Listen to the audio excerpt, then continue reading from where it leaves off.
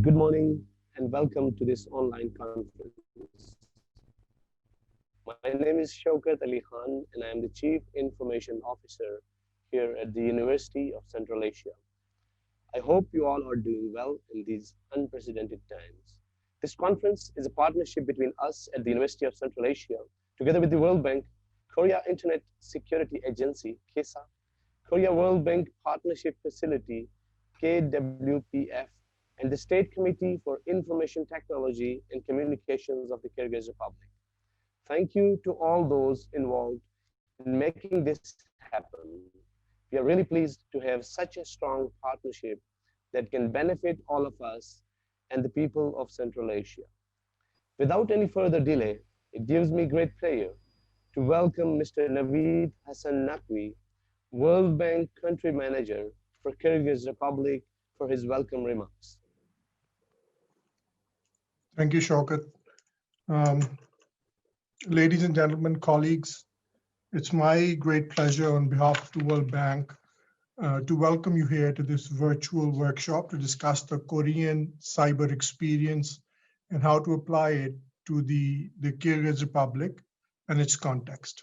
I want to thank the Korea Internet Security Agency, the Korea World Bank Partnership Facility for making this visit happen, and of course, the State Committee for IT and Communications in the Kyrgyz Republic has been instrumental and a key partner, as has the University of Central Asia.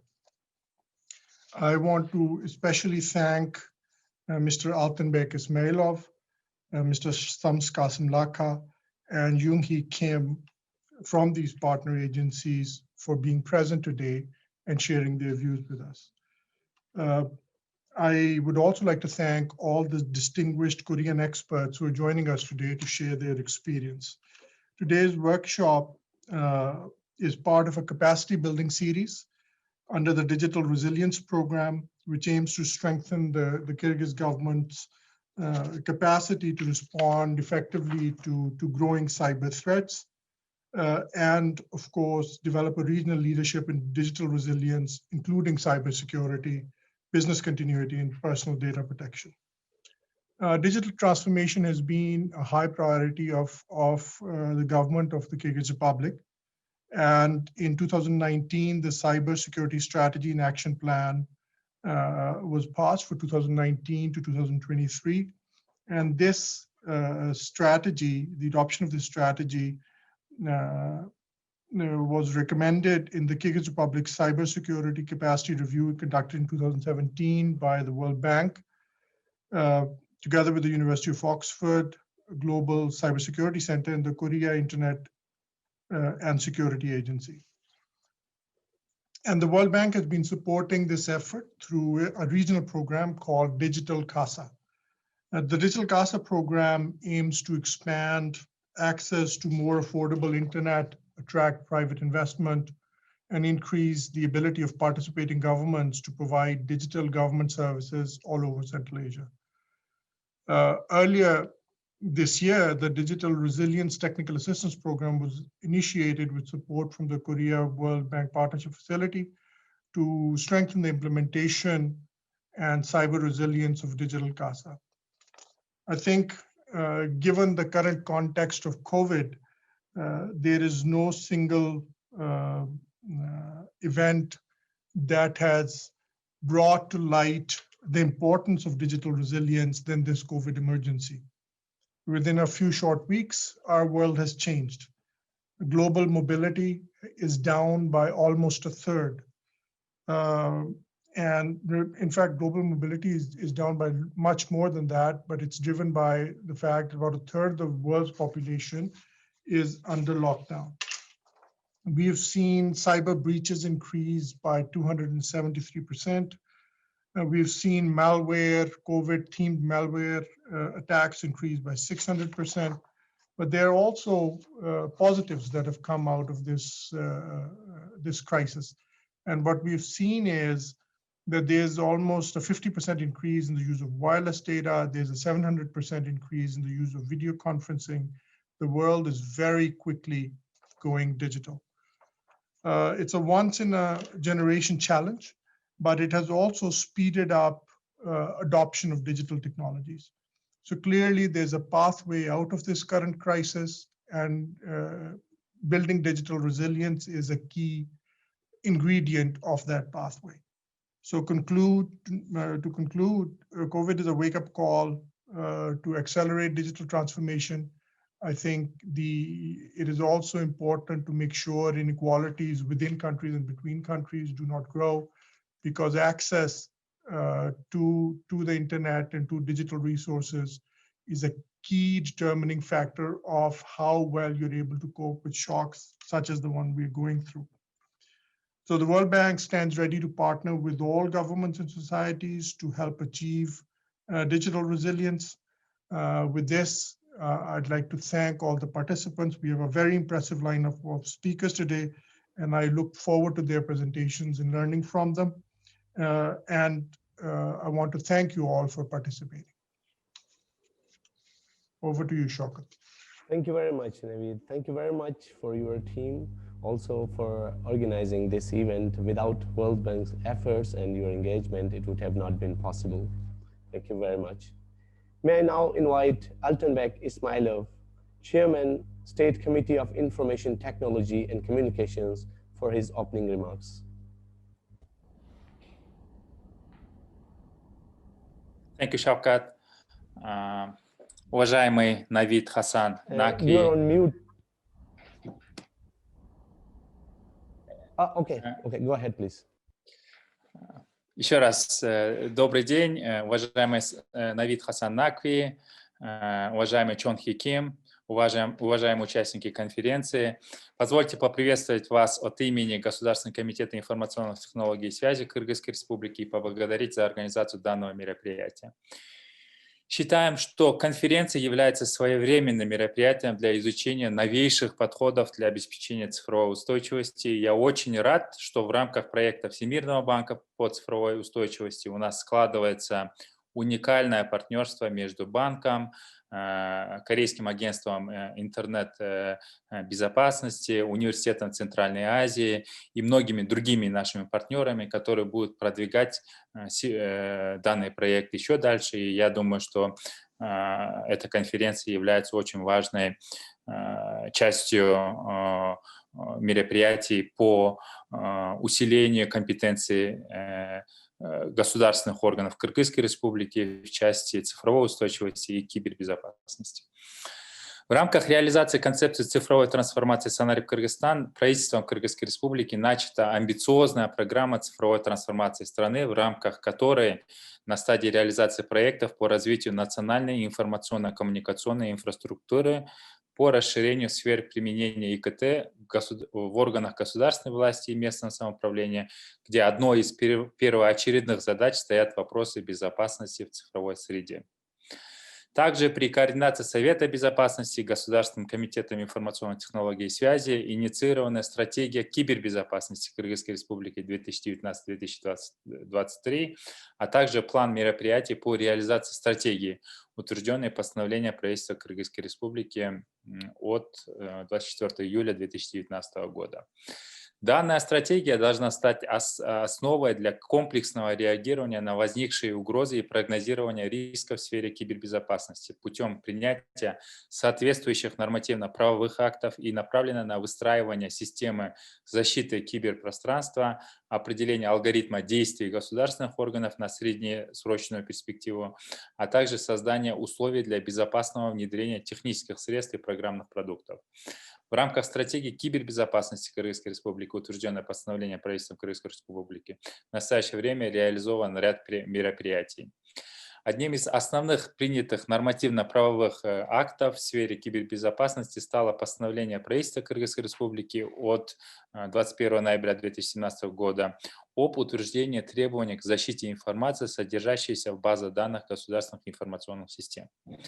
Основная задача данного постановления является определение мер по защите информации, установление требований к использованию информационных технологий в государственных органах, к организации кибербезопасности, государственным используемому программному обеспечению, средствам криптографической защиты информации, технологическим платформам, аппаратно-программным комплексам, информационным системам, ведомственным сетям телекоммуникации, системам бесперебойного функционирования технических средств в соответствии с законодательством Кыргызской Республики.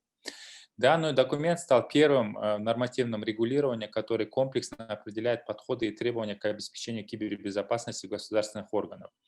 Одной из составляющих кибербезопасности является защита персональных данных. Основополагающим в нормативно-правовой базе в сфере обеспечения защиты персональных данных послужил закон Кыргызской Республики об информации персонального характера от 14 апреля 2008 года.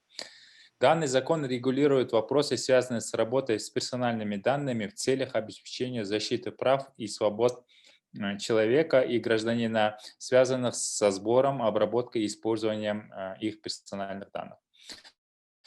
Законом Кыргызской Республики о внесении изменений в закон Кыргызской Республики об информации персонального характера от 20 июля 2017 года были внесены изменения, которые способствовали дальнейшему продвижению законодательной части в сфере защиты персональных данных. Также постановлением правительства Кыргызской Республики об утверждении порядка получения согласия субъекта персональных данных на сбор и обработку его персональных данных, порядки и формы уведомления субъектов персональных данных о передаче их персональных данных третьей стороне от 2017 года. Утверждена процедура получения согласия субъекта персональных данных в форме электронного документа на обработку его персональных данных в целях предоставления государственным и муниципальным услуг. В данном постановлении закреплено содержание согласия субъекта, а также прописано базовое правило о том, что согласие субъекта предоставляется в той же форме, в которой, в соответствии с законодательством Кыргызской Республики, направляется запрос на предоставление государственной и муниципальной услуги. Также данным постановлением утверждены правила хранения согласия субъекта, как в случае заверения его электронной подписи, так и в случае отсутствия такого заверения. Таким образом, принятие данного постановления позволило создать необходимые организационно-правовые основы для получения согласия субъекта персональных данных в форме электронного документа на обработку их персональных данных в целях предоставления государственных и муниципальных услуг. Другим постановлением правительства Кыргызской Республики в сфере защиты персональных данных от 21 ноября 2017 года об утверждении требований к обеспечению безопасности и защите персональных данных при их обработке в информационных системах персональных данных, исполнение которых обеспечивает установленные уровни защищенности персональных данных, был разработан и утвержден в соответствии с частью 3 статьи 21 Закона Кыргызской Республики об информации персонального характера. Статьей 21 Закона предусмотрена обязанность держателя или обладателя массива персональных данных и обработчика принимать необходимые правовые, организационные и технические меры и обеспечивать их принятие для защиты персональных данных от неправомерного или случайного доступа к ним, изменения, блокирования, копирования, предоставления, распространения персональных данных, а также от иных неправомерных действий в отношении персональных данных, а также закрепляется общий перечень таких мер. Данным постановлением установлены 4 уровня защищенности персональных данных при их обработке в информационных системах. Определяется порядок, в соответствии с которым держателем массива персональных данных осуществляется выбор уровня безопасности персональных данных, обеспечение которого необходимо при их обработке в конкретной информационной системе персональных данных, исходя из конкретных условий работы с персональными данными, ценности запрашиваемой информации, стоимости мер по ее защите, а также с учетом уровня технического развития утверждается перечень угроз безопасности персональных данных. Каждой угрозе безопасности персональных данных, вошедших в перечень угроз, присваивается рейтинг в зависимости от определенных критериев. Актуальность угрозы, возможно, вред субъекту персональных данных, который может быть причинен в случае реализации угрозы, объема обрабатываемых персональных данных, содержания обрабатываемых персональных данных, продолжительность обработки и рейтинги угрозы безопасности персональных данных определяется как произведение баллов по каждому из критериев. В зависимости от количества баллов определяется уровень безопасности соответственно. Все это позволяет держателю массива персональных данных оценить уровень угроз и выбрать требуемый уровень безопасности. Резюмируя, данное постановление правительства Кыргызской Республики создало необходимые организационно-правовые основы для принятия держателям персональных данных мер, необходимых и достаточных для защиты обрабатываемых персональных данных, что как следствие должно способствовать защите прав граждан Кыргызстана на их персональные данные. Кроме этого, внесенными изменениями в вышеуказанный закон Кыргызской Республики предусматривался уполномоченный государственный орган по персональным данным, определяемый правительством Кыргызской Республики, с функциями и полномочиями по обеспечению соответствия обработки персональных данных требованиям указанного закона, защиты прав субъектов персональных данных, регистрация держателей массива персональных данных, ведению реестра держателей массивов персональных данных и другие задачи, функции и полномочия, предусмотренные данным законом. Последняя редакция вышеупомянутого закона на уполномоченный государственный орган возлагается обеспечение контроля за соответствием обработки персональных данных требованиям закона защиты прав субъекта персональных данных. Таким образом, во исполнение закона Кыргызской Республики об информации персонального характера Государственный комитет информационных технологий и связи разработал проект постановления правительства Кыргызской Республики об уполномоченном государственном органе по персональным данным Кыргызской Республики. Данным проектом предусматривается создание государственного агентства по персональным данным при правительстве Кыргызской Республики со штатной численностью 14 единиц, из которых 11 единиц государственные служащие, 3 единицы технический обслуживающий персонал. На данный момент проект постановления находится на согласовании с государственными органами. Создание уполномоченного органа важно и необходимо, так как на сегодняшний день защитой персональных данных граждан Кыргызской Республики не занимается ни одно из государственных органов. К примеру, закон о персонального характера предусматривает, что юридическое лицо имеет работу с персональными данными только после регистрации в уполномоченном органе по персональным данным. Также предусмотрено, что на уполномоченный орган возлагается функция по осуществлению роли надзорного органа и в случае выявления недостоверности данных или неправомерности действий субъекта персональных данных вправе подать заявление в уполномоченный орган по персональным данным. Однако ввиду отсутствия уполномоченного органа на практике держатели персональных данных не регистрируются в качестве держателей данных, не публикуются в реестре данных и нарушение в сфере защиты персональных данных остается безнаказанным. Вместе с этим в законодательстве Кыргызской Республики отсутствуют статьи, устанавливающие ответственность лиц, виновных в нарушении законодательства об информации персонального характера, тем самым государственные институты не имеют достаточно правовых инструментов обеспечения законности в области защиты прав и свобод человека в сфере персональных данных. Хотя практически все государственные и частные инициативы по цифровизации подразумевают сбор, использование и обработку персональных данных человека. В этой связи ГКИС-КР во исполнение пункта 3.3 дорожной карты цифровой Кыргызстан 2019-2023 разработал проект закона Кыргызской Республики и соответствующий проект постановления правительства Кыргызской Республики о внесении изменений в некоторые законодательные акты Кыргызской Республики по вопросам защиты персональных данных. Инициированный проект закона Кыргызской Республики разработан в целях реализации закона Кыргызской Республики об информации персонального характера, который подразумевает наличие ответственности за нарушение требований законодательства о персональных данных. В настоящее время данный законопроект находится на согласовании с государственными органами. Кроме того, Государственным комитетом национальной безопасности были проведены киберобучения, сайбердрилл для технических сотрудников государственных органов. Также ГКИС-КР при финансовой поддержке программы Офиса ОБСЕ в Бишкеке проводится общественное обсуждение по вопросу защиты данных. Также совместно с общественным фондом ГИИП были разработаны методические рекомендации по организации безопасности персональных данных в соответствии с законодательством Кыргызской Республики. Данный методический документ направлен к государственным органам Кыргызской Республики для рекомендаций во время работы с персональными данными. Уважаемые коллеги, я дал небольшую, скажем так, законодательную базу о той работе, которая проводится на данный момент. Я хотел бы сказать о том, что вопросы персональных данных, кибербезопасности и кибербезопасности воспринимается очень серьезно в нашей стране, подготавливаются соответствующие нормативные правовые акты, но для того, чтобы вот это весь механизм начал работать, разумеется, перед нами стоят вопросы обучения сотрудников и вопросы того, чтобы создать какие-то технические, скажем так, оснащения по обеспечению цифровой устойчивости.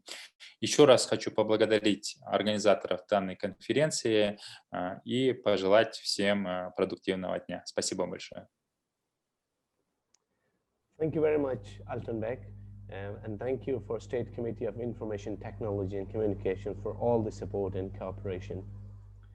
As COVID has accelerated the digital transformation with more focus on all the layers, it becomes more important to be mindful of the digital resilience and cyber threats attached with the digital transformation. This conference is organized with the aim to bring best practices from the South Korea, which will help Kyrgyz Republic and other countries in Central Asia to develop a sustainable system for building an adequate capability to anticipate and maintain digital threats and other disasters. This knowledge sharing will help to define appropriate strategies and mechanisms to mitigate the digital risks and threats and how to rapidly respond to breakdowns and disasters. May I take this opportunity to formally thank our distinguished speakers from Korea Internet Security Agency, KISA. We would not be here today without the support and generous time commitment from our distinguished speakers. May I now invite Dr. Shams Qasim Laka, Chairman UCA Board of Trustees and the diplomatic representative of the Aga Khan Development Network in the Kyrgyz Republic, to welcome the distinguished guests and the speakers. Good morning, everyone. My apology for being a bit late joining the thing. I had some internet difficulty here. I'm speaking to you from Toronto, and I'm delighted to see that we have this excellent initiative, always supported by the State Committee on Information Technology and Communications. I'm very pleased to see my friend Altenbeck Ismailov.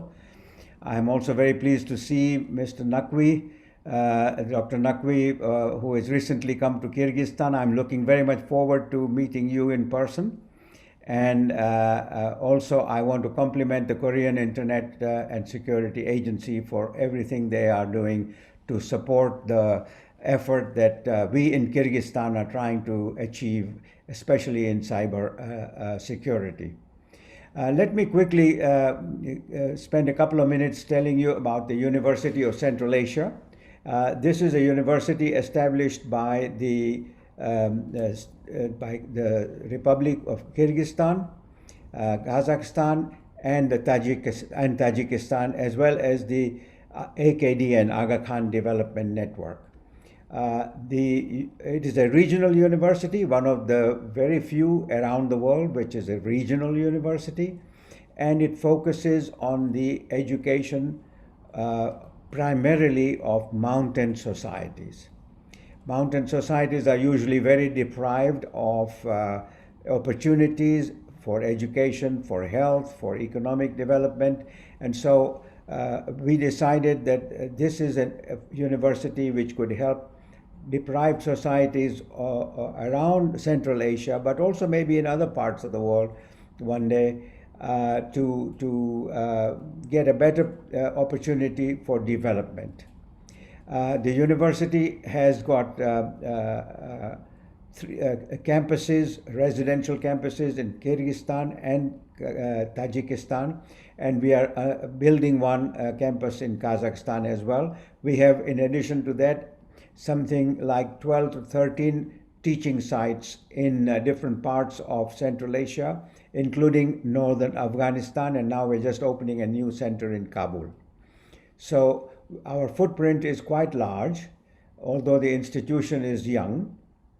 And I have to say that computer sciences is one of the majors that we are offering in our undergraduate program, and one day we'll have master's degrees and PhDs in computer sciences as well.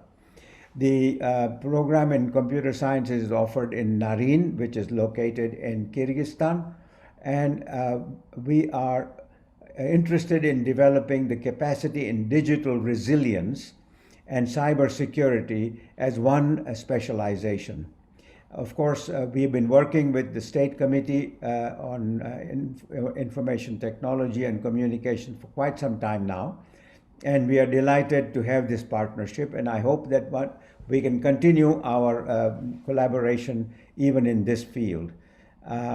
We have our School of Professional and Continuing Education, which trains students and young and adult learners in a variety of skills, whether it's English or accounting or computers, coding. We have a number of programs which I think could then support also cybersecurity training for government officials, for the corporate sector and the private sector as a whole. So if these ideas emerge into something more solid, I'm very hopeful that the University of Central Asia can participate in the training and of course in the curriculum development with the help of our Korean friends. I wanted to also mention to you that we are absolutely delighted that we have the benefit of Korea.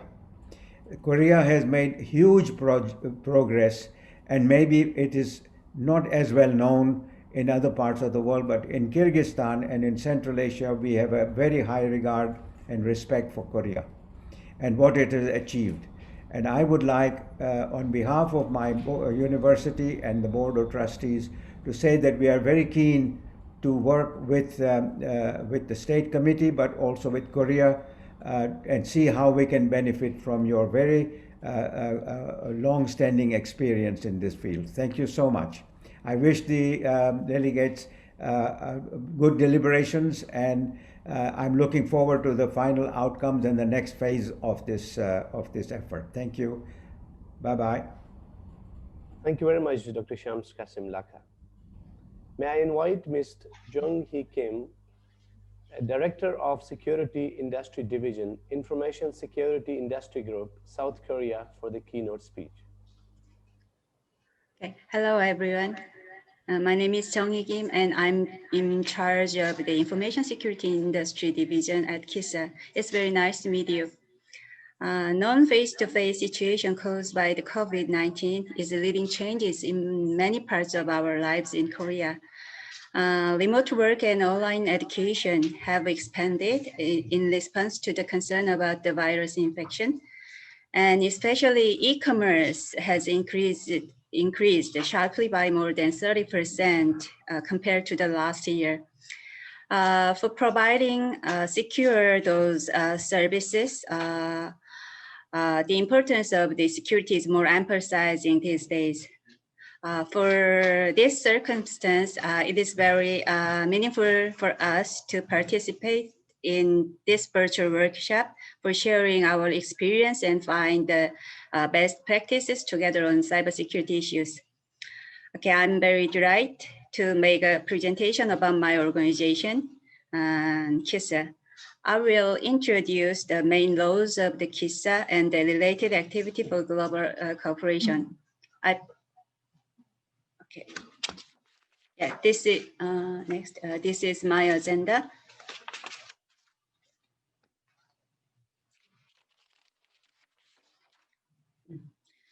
Okay, the Korea Internet and Security Agency is the organization specialized in the information security in Korea, established and budgeted by 100% by the government. Currently, there are over 730 people, of which 500 are engaged in the cybersecurity and personal data protection work.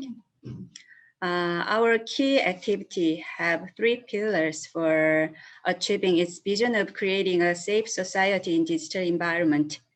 They are first, cyber incident response, second, personal data protection, lastly, security industry promotion.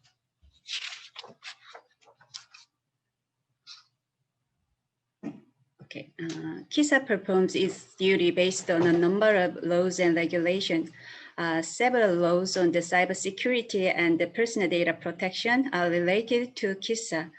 Among them, the Act on Promotion of Information and Communication Network Utilization and Information Protection is the law that laid the groundwork for the foundation of KISA and give fundamental connection with the private sector. Next, our main activity. First, regarding the cyber incident response and management in the private sector, we perform this job in accordance with the requirements of the law. Prevention and management, detect, response and recovery, incident analysis, lastly, share and cooperate. For example, when there are cyber incidents, we are gathering the information and disseminating them to the company to prevent the related attacks. We also alarm the cyber threat, which are related to malware and vulnerability and etc. If the incidents are serious one, as like a huge DDoS attack, we do emergency response with the telecommunication company to block the malicious network traffics and provide technical support to recover the operation of the company's information system. And it is user case, the software has the security vulnerabilities because software is not static, but the continuous evolving thing.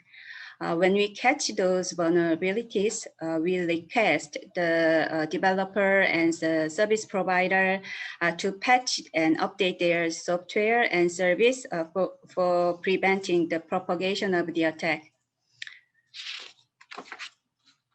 Next, regarding the personal data protection, we are pursuing advanced policy through improve the laws and regulation and strengthen the global cooperation. It includes laying the groundwork for de-identification measure for privacy and promoting reciprocal adequacy of EU GDPR and international cooperation such as the APEC CBPR. Furthermore, we support the industry to have data protection capability by promoting voluntary regulation and tightening the inspection and supervision of their security management. The third one is for promoting the security industry. We are enhancing the competitiveness of security products by providing test environments and certification services to the private sector, to the companies. We provide a variety of the test bed for general products as like a firewall and for IoT devices supplied to the smart home and smart energy and transformation and etc. We are also committed to training security professional by operating a practical training site. And we also put a big effort to security research and development and operate cluster to support step-by-step growth of the startups while doing expert assistance through our overseas posts. Finally, in order to raise the security awareness levels, we operate a regional security center to support small and medium enterprise and operate some kind of system such as the information security disclosure so that the private sector can expand investment in their information security. The last part of my presentation is about our global cooperation activity. In order to proactively respond to intelligent cyber threats, it is most important to establish a robust logical network between the countries. To this end, we are cooperating with various countries. I will introduce those kind of activity. First, I'd like to introduce the CAMP, Cybersecurity Alliance for Mutual Progress, which launched in 2016. CAMP is a membership-based platform established by the KISA, and it is aimed to strengthening the cybersecurity awareness and capabilities globally. As of October 2020, CAMP has the 61 member organization from 46 countries. The main activities of the CAMP are exchange of recent cyber threats and cybersecurity issues around the world. Member organizations can benefit in many areas and can strengthen their capacity through the collaborative activities such as the sharing information on security issues, human networking with the security experts. Additionally, it holds many joint workshops and seminars with the countries who are interested in 3D information sharing, knowledge sharing of the best practice, and cybersecurity awarenesses. The last one is in KISA, we have established a Global Cybersecurity Center for Development, GCCD, which is the platform for capacity building on cybersecurity. It has several training and consulting programs to enhance the cybersecurity capacity to prevent and respond to the cyber threats, and to raise more national readiness to cyber attacks, and also to set up the national cybersecurity policy and the strategies. Okay. This is the end of my presentation. Thank you for your attention, and I hope to find us the more activity to collaborate with the enhance our capacity. Thank you very much. Thank you, Ms. Jung-hee Kim. Thank you for all the support from your team at the Korea Internet Security Agency in organizing this conference. May I invite my co-moderator for this conference, Mr. Seong Jae Lee, General Researcher from Korea Internet Security Agency, to introduce and invite the experts from KISA. Thank you, Ms. Kim, and thank you, Mr. Khan.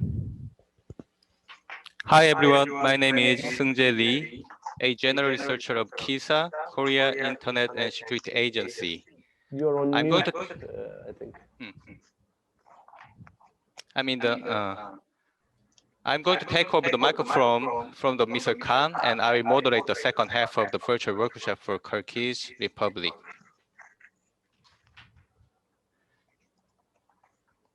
Before we invite our presenters, I would like to remind everyone, you can select your preferred language at the bottom of this Zoom screen, and please leave your questions using the Q&A function. We will try to take some of them every end of presentation.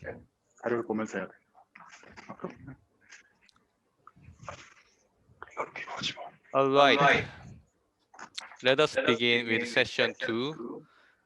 I'm going to introduce one of my colleagues, Mr. Hong Sun Jung, General Researcher at KISA. He will present cybersecurity framework in Korea, policies and regulatory framework.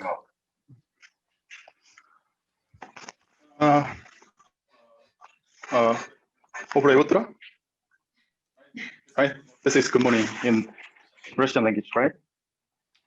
So my name is Hong Sun Jung from Korea Internet and Security Agency. My job was to coordinate the internet incident with other countries and national research in the past. I'm sorry, but do you hear me?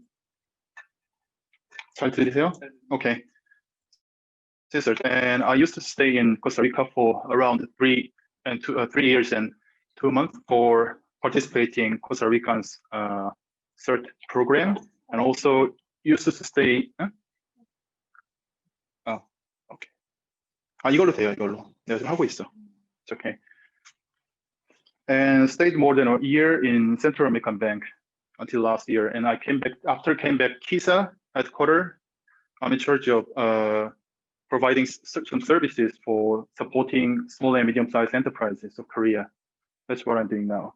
So what I'm going to talking about today is that cybersecurity framework in Korea. I know it's a kind of really boring thing, the regulation or policies or framework. So I'm going to I'm going to talk about some small talk about CERT and CISRT, the concept of that, and then I'll talk about trend and master plan of Korea and national cybersecurity framework.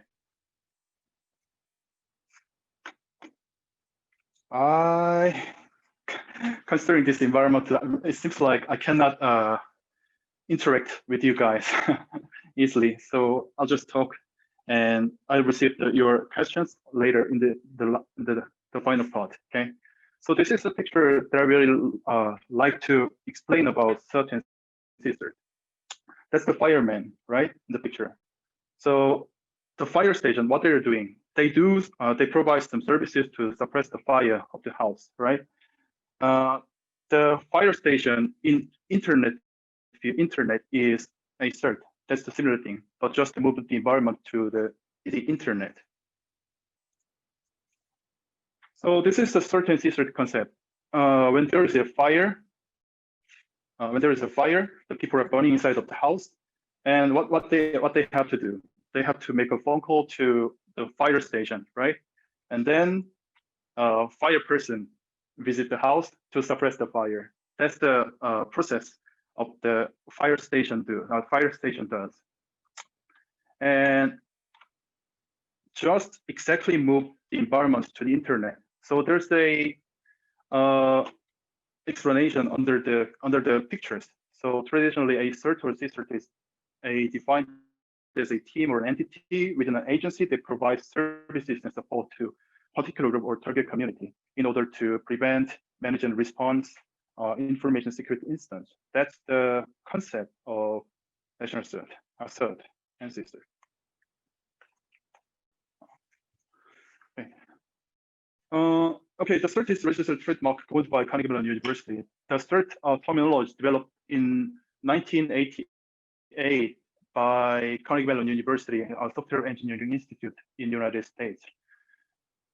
Because of the world first worm virus, the Morris worm. Because of this CERT terminology is registered by Carnegie Mellon University, you should ask them to use that name, the CERT. But because of that's a kind of de facto, so everybody use the CERT name. So as far as I know, they don't ask them to request the permission about that. Because of that, there are a lot of alternative names about the CERT. Computer Emergency Response Team, that's the original one. And the second one is CCERT, Computer Security Incident Response Team. And the third one is CERT, Computer Incident Response Team, and Computer Incident Response Center, Security Incident Response Team, Security Emergency Response Team, and etc. There are a lot of alternatives about the CERT and CCERT name. Okay, so in this picture, you may see a lot of blue color countries. I captured this picture in the United Nations ITU website last year, and all those blue collar countries have their own national CERT. But not every CERT are the same.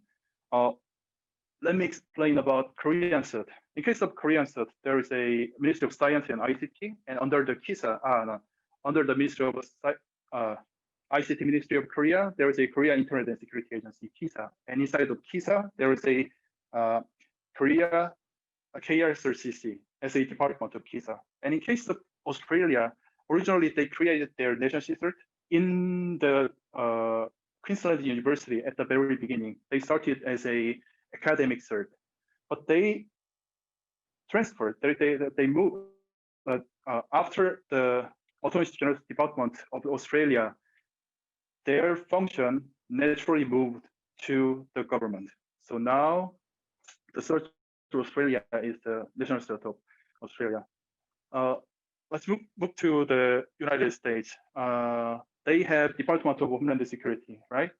Under the DHS, they have CISA, Cybersecurity and Infrastructure Security Agency. And inside of that organization, the US CERT, their national CERT is located in there. And in case of JP-CERT, Japan, their CERT is non-profit organization, but funded by Ministry of Economy. So every single CERT, the national CERT, their environment are so different. So I'm not sure your country, the Kyrgyzstan, already established a CERT or CERT already. But I checked your website. It seems like you have, but I'm not sure exactly. But it doesn't matter whether it starts from the university or country or the government or anywhere. But the main function of the national security is to coordinate the internet instance. You have to focus on them at the very beginning. If you have any questions, just jump in anytime, because I'm gonna talk about a little bit boring things. So the first one is trend. I'm not sure you've heard about the Vodafone. That's the UK company based in London, and they are a traditional telecommunication company. And in case of Korea, we have SK Telecom. They are also a mobile and telecommunication company, which is the biggest one in Korea. And the common thing that they have both is providing legacy telecommunication services to the people. But what they are doing now is that they are transitioning digital transformation to the other sectors, like IoT, right? For example, the recent case from SK Telecom, they developed a software and appeal to the farmer. The farmers, they feed the kill to their cows, and then they can check their health condition, and which day is perfect to get pregnanted, and any disease or problems inside of the cow, they can check from this pill, the small chip inside of the, in the body of the cow. So that's an example of the IoT. And back to Vodafone. There, if you visit the website, you may check around 78 best practices they have done to their customers, especially in IoT. So smart meters, that's one of the most familiar thing you can, I think. So they installed a lot of sensors and smart meters. So what they can do is that they can check and they can measure how much their customers consume the electricity in your mobile phone or in the platform they provided. So, and if there is any problems in the smart meter, they can check which one has the problem, so they can visit that place to fix that machine.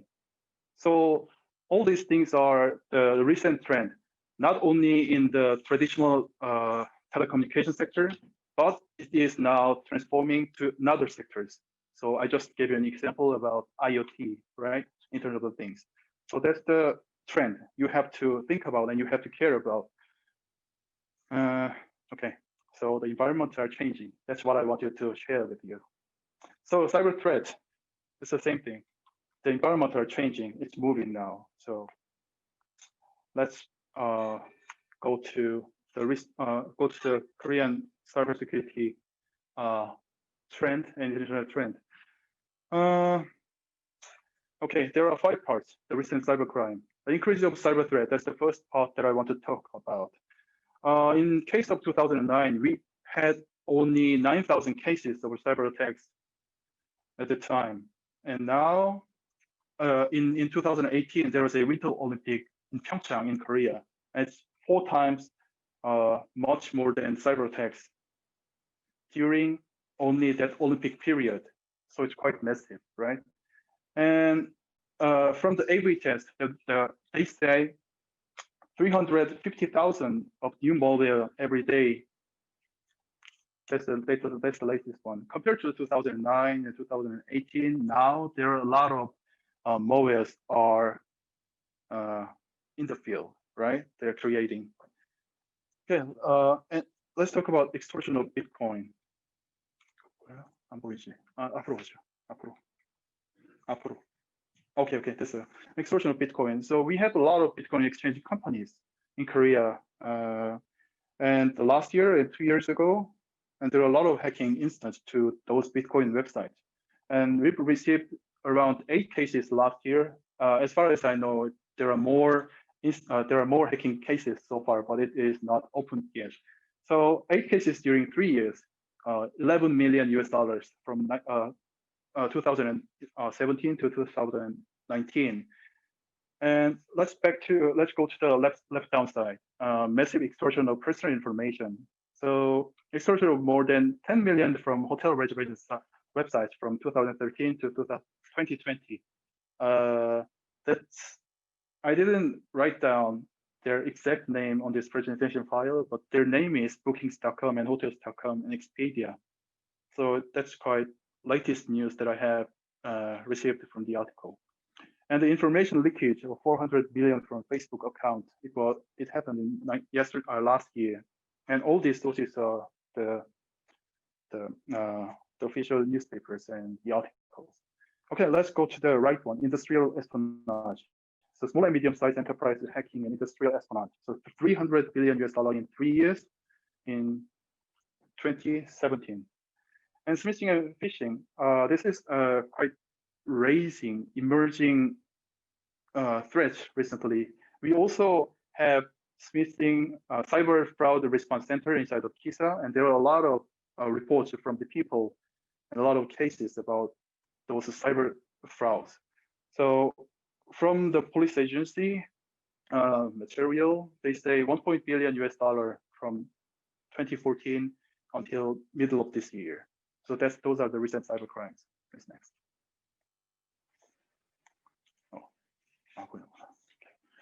Okay, so by these things, the coming cyber threats are like this. The first one is smart home, the second is smart factory, and the other one is autonomous driving and digital health. Like everybody knows, the Amazon Alexa and the Google and Apple, they are selling their AI speakers to the people. And I also have Amazon Alexa in my home for my kid, and also my mother, she also has KT AI speaker in her house, in her home. So IoT and home appliance can be used as a new target of hacking. In case of 2018, IP camera of 4,648 exposed to privacy, and 4 million of AI speakers introduced in Korea house last year. So everyone can assume that it's going to be the problem in the future. This is the coming cyber threat. And in case of smart factory, without cybersecurity, potentially a massive target. Taiwanese company were hacked, and just one day they lost a lot of money just for one day by stopping the smart factory, their plant for manufacturing semiconductor, right? And power plant in Venezuela was hacked, and 0.4 billion social price they had to pay for that. And in case of driving, because of now the 5G and the drones are more popular than before, so it's we are now exposed to the hackers. If that new technology has vulnerability, right? So security researchers found vulnerability from the cars. It was about Lexus and Toyota. I took this article a couple of days ago from the news. So that's the other coming cyber threat. And the last one is digital health, life-threatening digital health care. So USFAD announced that the heart transmitter could be hacked, and there was 500K, so it's 500,000 of recall in 2017. So by 2021, cybercrime cost is estimated at 6 trillion in worldwide. It's from the CASA trend report.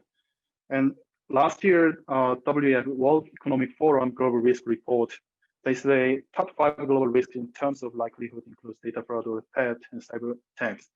So the fourth one and fifth one is data fraud, theft, and fifth one is cyber attack. So it's quite messy, right? Next. So change of environment, information security. So cyber attack is active in IoT and convergence tech and threatening person. So as I told you in the first slide of the section, the previous one is target, PC and just network focused. It was the legacy ones, but now it's environments are changing, so their target moved to the new ones. IoT, convergence tech, and smart factory, and smart grid. So it's gonna be, and it's under changing now. And the attack method also changes from spreading virus, website and DDoS attack, but now it's APT and IoT DDoS, AI-based automation. And in case of KISA, we also developed a IoT honeypot system last year, and we are using that system now. So we are collecting more information from the IoT sector. And danger of the cost from explosion of company asset and social chaos, but now the hackers and the bad guys want to take personal life, nation, society, chaos as well, and larger scale of extortion and many things there. And response method is from network, physical, encryption, authentication, content security, and now it is more, the response method is now changing. We are also got improved, like many private companies as well. So complex auth, 몇 분 남았는지 알려주세요. 7분, 6분? Okay. Complex auth, physical network encryption and convergence security, intelligence AI, big data, cloud-based security. So we are also intelligent more than the past, compared to the past.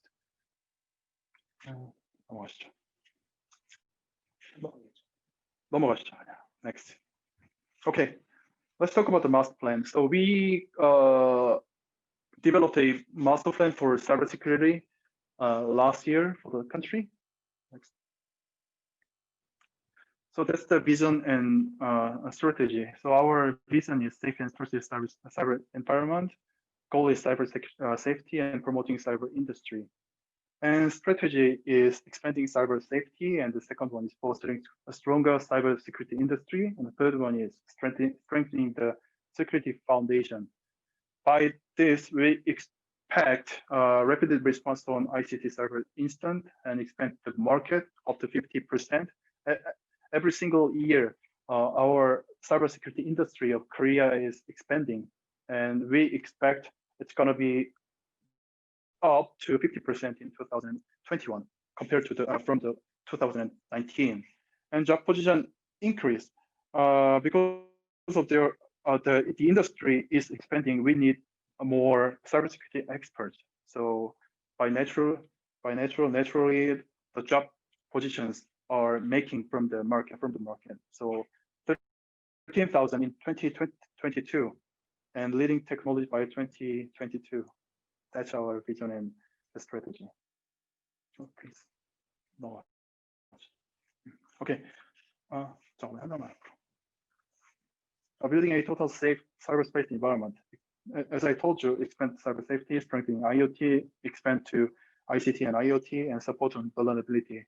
So some things that we are building, but because of the lack of the time, please check the material that you have now. And strengthening information security to create future growth engine, improving current market situation, security vendor create better environment, and convergence security new market, targeting global market. So we are also promoting the security industry by supporting those companies. Okay, and subject 3, strengthening the foundation of cybersecurity. So without the foundation, we can't do cybersecurity as well. So we are doing a review of Cybersecurity Act. There are a lot of cybersecurity related acts, but there are some duplications. And we have to develop the cybersecurity insurance policy, and we need more research about the new policies about cybersecurity and future cybersecurity technology. Government is also focusing on developing new cybersecurity technology, but also our dedicated private companies like Amnet or Fast.com, they are also focusing on developing new technologies to make their product best, and fostering experts on security and domestic international cooperation with other countries or national research and other government. Okay, next. Okay, this is a timeline. I'm gonna just have to okay, the last one is framework. This is the last page that I want to talk about. If you already participated in the KISA seminar or conferences in the past or meeting, maybe you've already seen about this. Our head is Cheongwade, that's a presidential house. And inside of the Cheongwade, that's presidential house, there is a Office of National Security inside. And they are the control, they're the head and the chief and the control tower of Korean cybersecurity. And we have three different sectors. The first one is public sector, second one is private sector, and the last one is military sector. And in public sector, there is a National Intelligence Service. They are very similar to CIA of US intelligence agency. And inside of that organization, National Cybersecurity Center is located, and they are in charge of public sector. And in case of private sector, Ministry of Science and ICT and KISA is in charge of. And inside of KISA, there is a department, KISC, Korea Internet Security Center, and Korea KCERTICC, our national CERT. And the last one is military. Ministry of National Defense, they are in charge of that, and Cyber Operations Command is in charge of that sector. And because of more than 90% of internet is by using private sector, so you have to think about every single sector, but also you have to focus on the private sector as well. So this is the Korean National Cybersecurity Framework. Next. Okay, this is what I want you to share with you, and thank you very much for listening to my presentation, and thank you for your attention. Thank you very much. Thank you, Mr. Jung. Before we take the Q&A, I will let you know one notice. Please leave your questions using the Q&A box at the bottom of the screen. There's one question. Since COVID-19 pandemic started, what kinds of countermeasures did Korea, it means KISA, prepare in terms of cybersecurity? If any, could you share with us? There's a question about COVID-19 pandemic and what kind of countermeasures did South Korea, KISA, prepare in terms of cybersecurity? Okay, after the outbreak, it started to change our lives across all areas of society, right?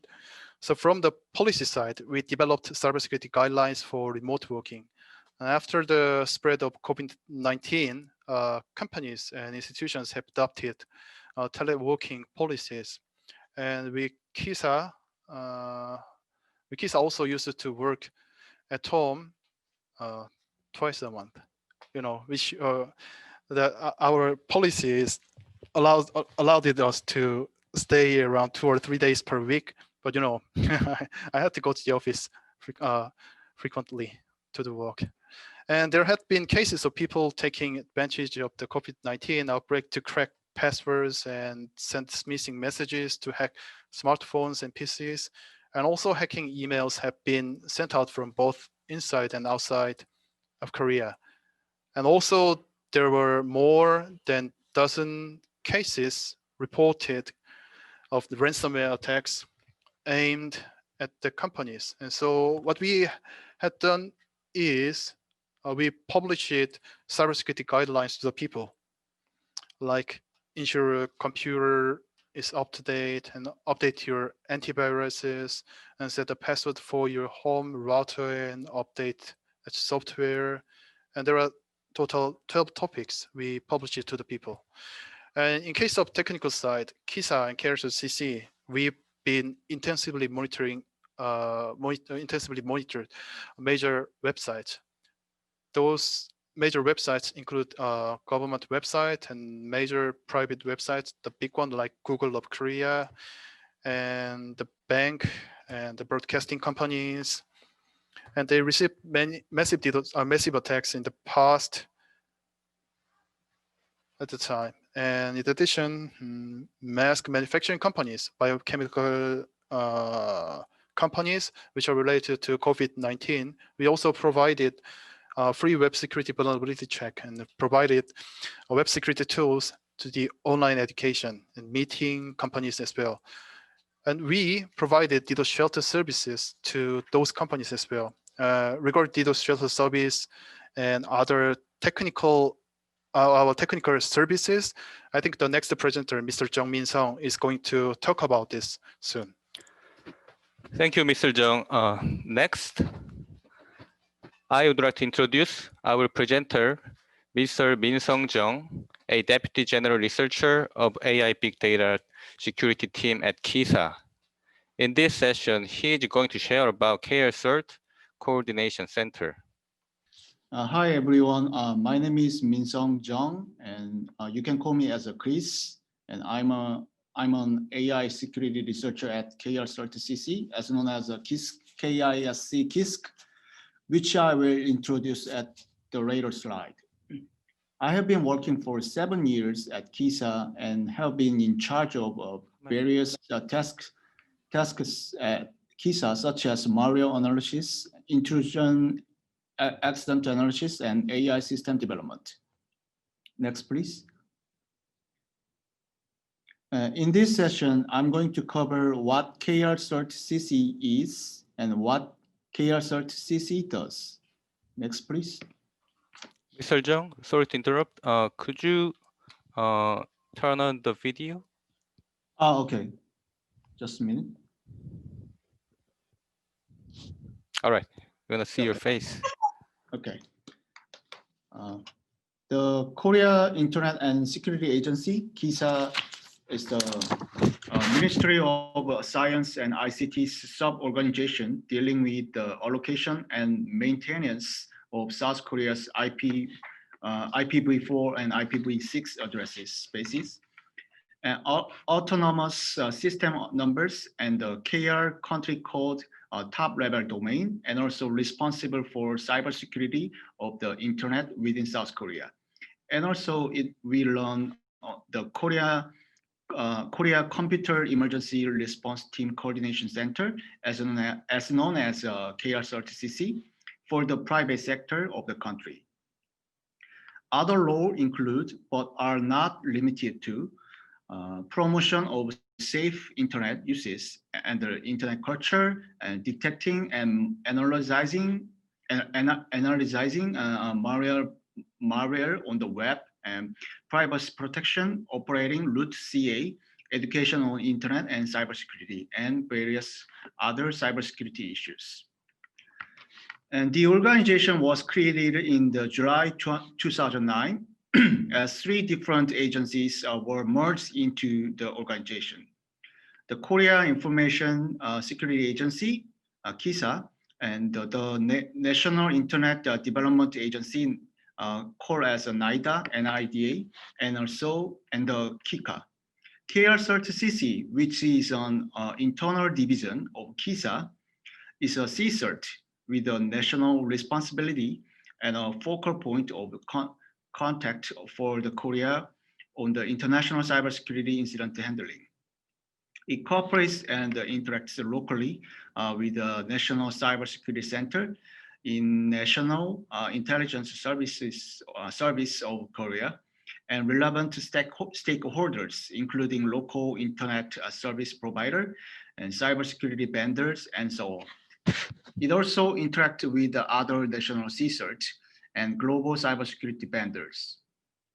The KCERTICC has a membership of APCERT and Forum of Incident Response and Security Team First. Next slide, please. And this slide you see here is the Korean governance system in the field of cybersecurity. The Blue House is a presidential institution like the White House in the United States. Under the institution, there are divided into 3 sectors: public, private, and military. And NIS, National Intelligence Service, is in charge of cybersecurity in public sector, as you see on the left side. And MND, Ministry of National Defense, is in charge of cybersecurity in military sector on the right side. And in the center, at last, KISA is in charge of a private sector. KISA works closely with internet service providers to handle cyber threats arising from various platforms. And KISC, Korea Internet Security Center, also known as KCERTICC, has 3 divisions, 1 center, and 14 teams. I'm sorry, next slide, please. KCERTICC has 3 divisions, 1 center, 14 teams, and 160 employees. First, Instant Response Division is grouped by 4 teams: a Cybersecurity Policy Planning Team, Internet Security Response Team, and Detection Team, and Cyber Emergency Control Team. Second, Instant Analysis Division is grouped by 4 teams too: Profound Analysis Team, Instant Analysis Team, and Vulnerability Analysis Team, and Vulnerability Assessment Team. Third, Convergence Security Division is grouped by 4 teams too: Convergence Security Policy Team, Convergence Security Support Team, Convergence Critical Infrastructure Protection Team, and E-Government Security Team. Fourth, Cybersecurity Big Data Center is grouped by 2 teams: Cybersecurity Cooperation Team and the AI Big Data Security Team, where I am working at now. Next, please. And KISC has 5 main activities in information security. First, KISC operates 24/7 monitoring control center, and we manage every threat according to cyber threat warning level. Also, we provide web security reinforcement service to those who need support to check if their website is vulnerable.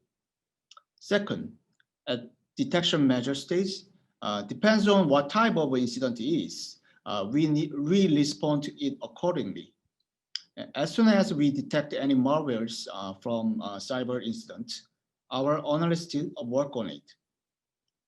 If it is a DDoS incident, we notify detailed information of attack and run DDoS defense system to protect the victim.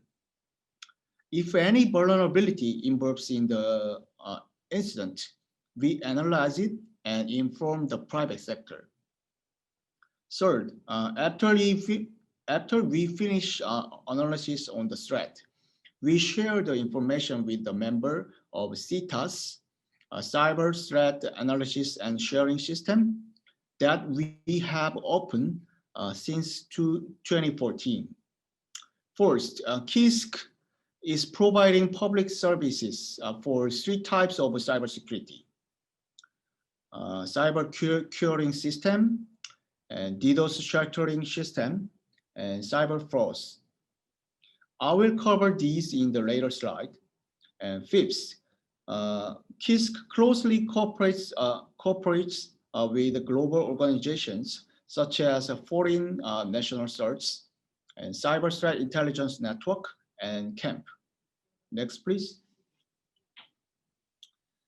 And next. Next. Next.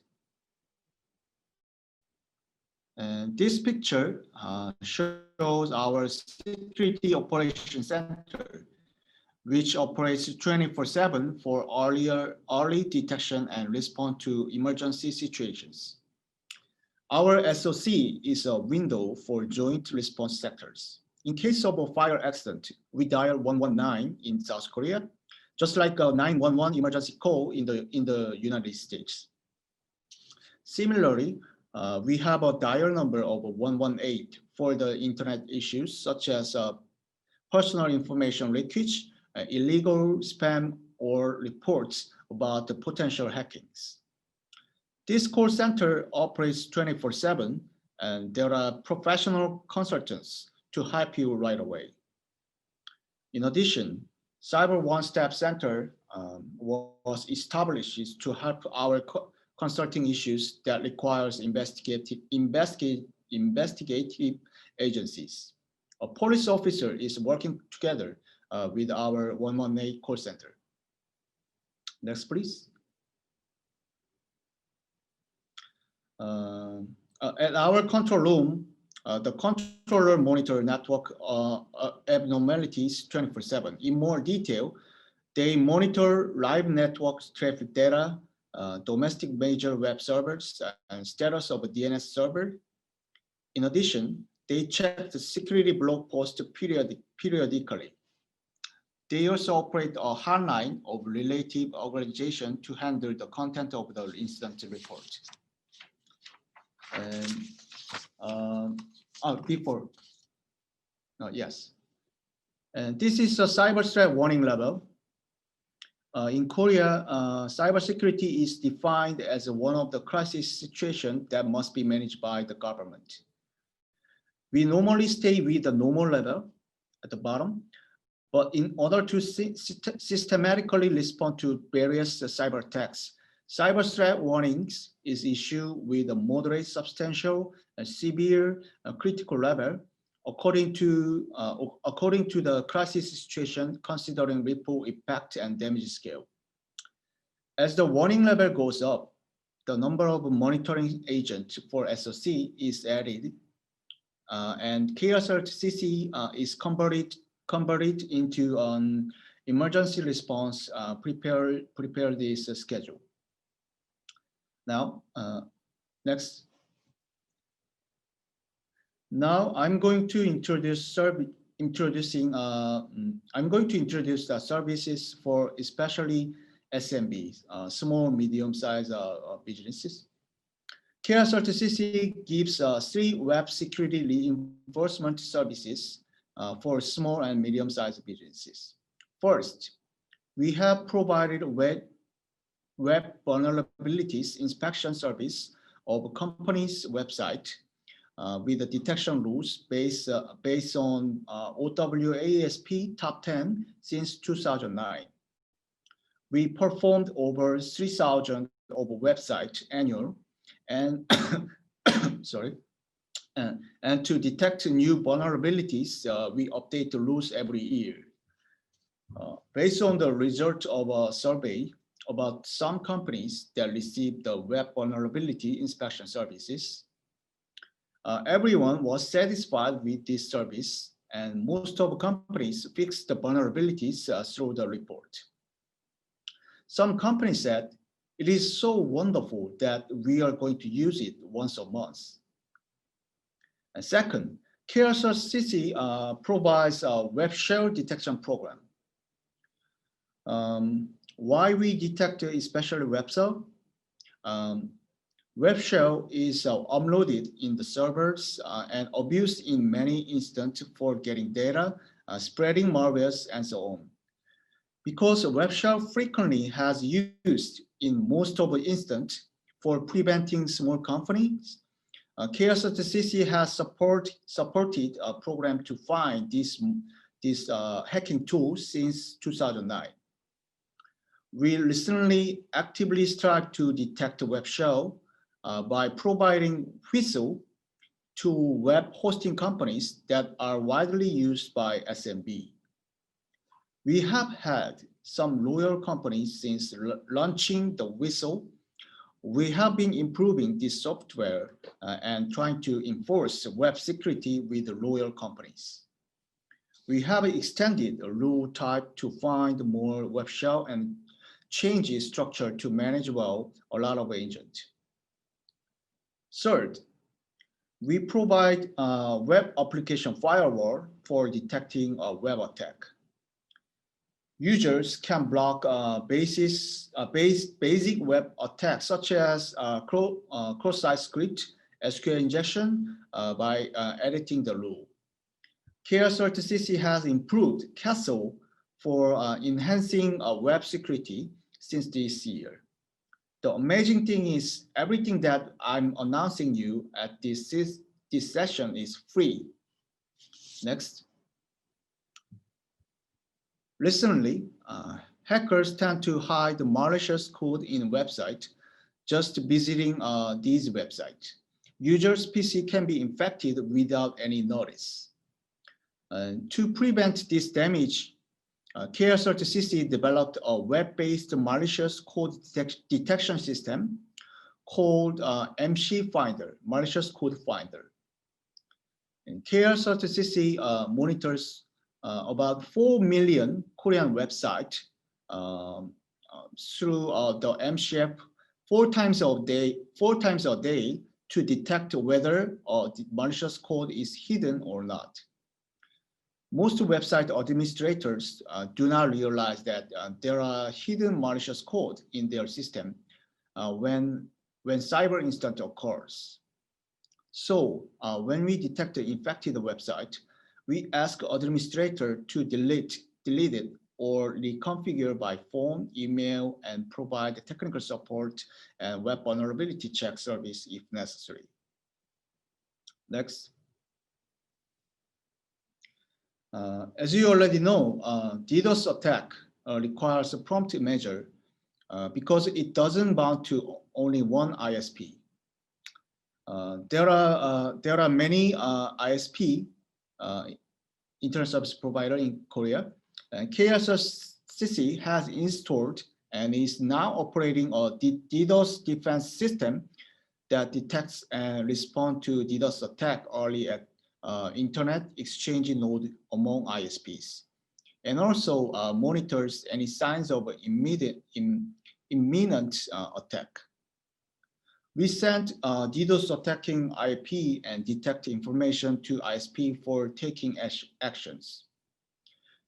KCERTICC has installed 28 DDoS defense systems at 11 ISPs, and each system can detect and respond up to 10 gigabps. Next.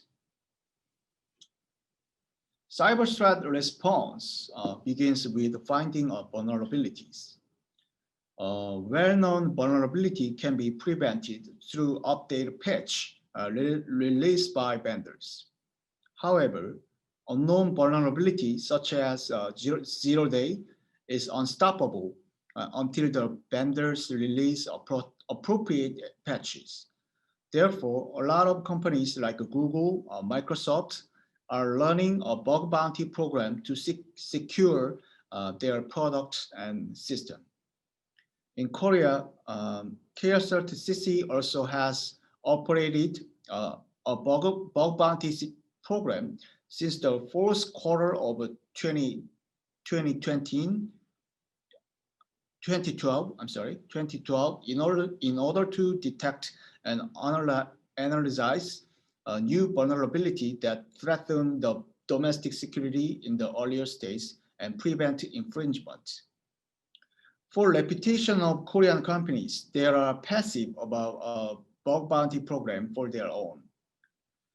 Nevertheless, the risk of zero-day vulnerability can be critical.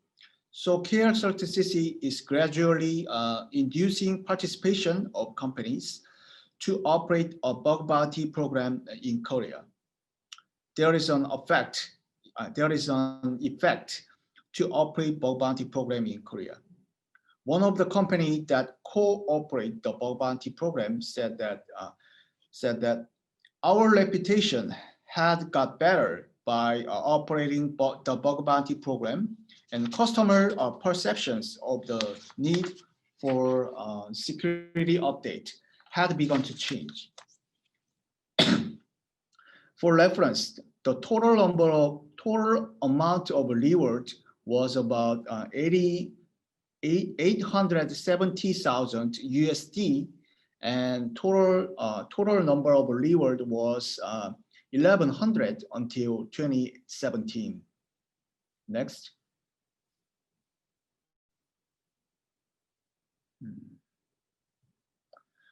We have a malicious code specialist in the KCERTICC to analyze malicious code. There are nationally and internationally critically.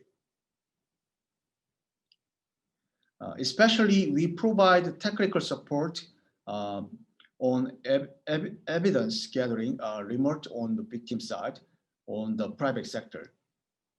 About 3,700 cases of malicious code are being analyzed And we dispatched our expert more than 300 times to the victim site for investigation and new.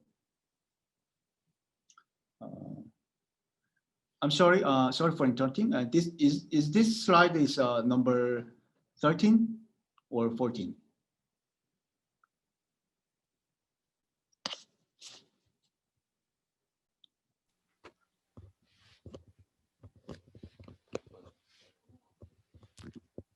Sorry, Mr. Jung. Actually, we cannot see the page of the slide. So its time is almost up. So could you wrap up within 2 minutes?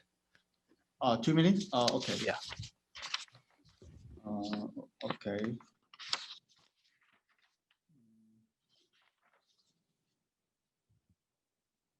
Okay. Okay.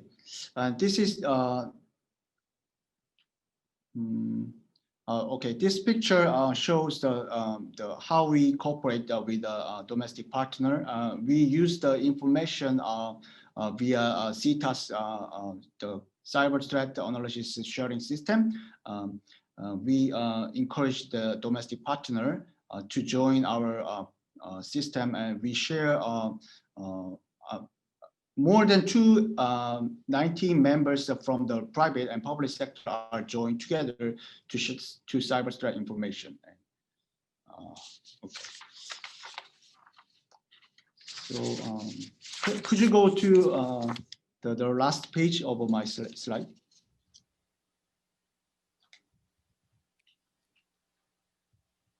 Okay.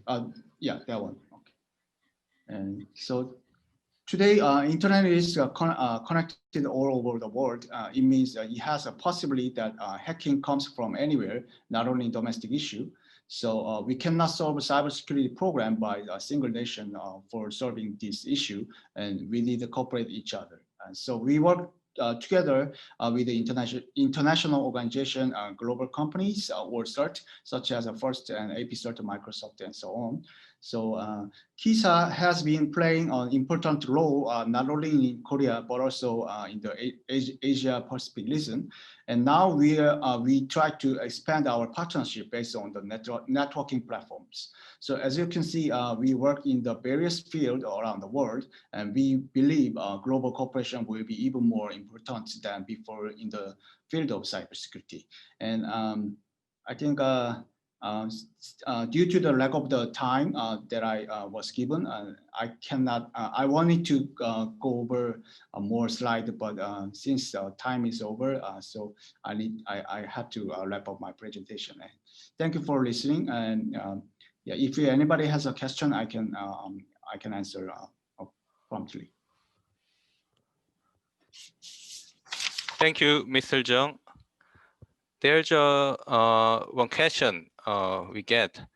The question is, as I understand, Korean ISPs and other companies that provide internet service that are obliged to share its network traffic and other log events with KISA Security Operating Center. Is it like mandatory to share the network traffic and other log events with KISA, KCERTICC Center, all the Korean ISPs and other companies? Okay, let me answer the question. The sharing duty is sharing information, cybersecurity information is not a mandatory in Korea. Even when, for example, if a small size, if any company has an incident occurred, that case they need to report the incident as soon as they receive the threat. But the problem is that although we can issue the ticket to the company that are not has not reported to us, but some of the company mind reporting the incident because of that, because they worry about publishing their sensitive information on the public. But in terms of sharing information, it is not mandatory. So it's up to the selection or decision of the company. So as I mentioned in my presentation, we have CTAS 안 떴는데 저는. to share the information. So, but in terms of sharing information, it is not mandatory. But we just encourage our domestic partner to share the information with us. So okay, I'll ask more answer about that issue. So I'm not sure already. Mr. Jung Min Sung, he already explained about that, but we installed some sensors between ISP and ISP.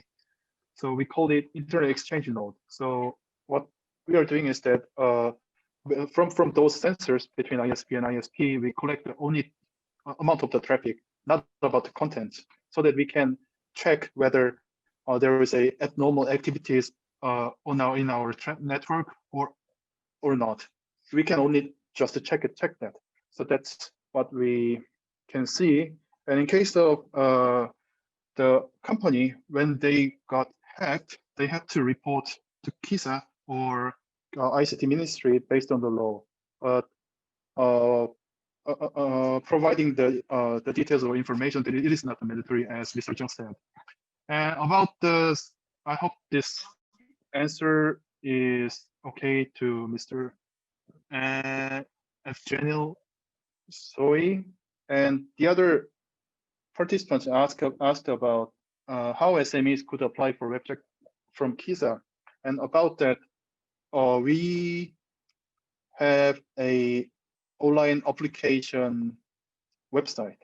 So in that website, those SMEs can input their information and then they can apply for that. Only SMEs can use that. But this is only domestic service at this moment. Okay, that's it. Yeah, as Mr.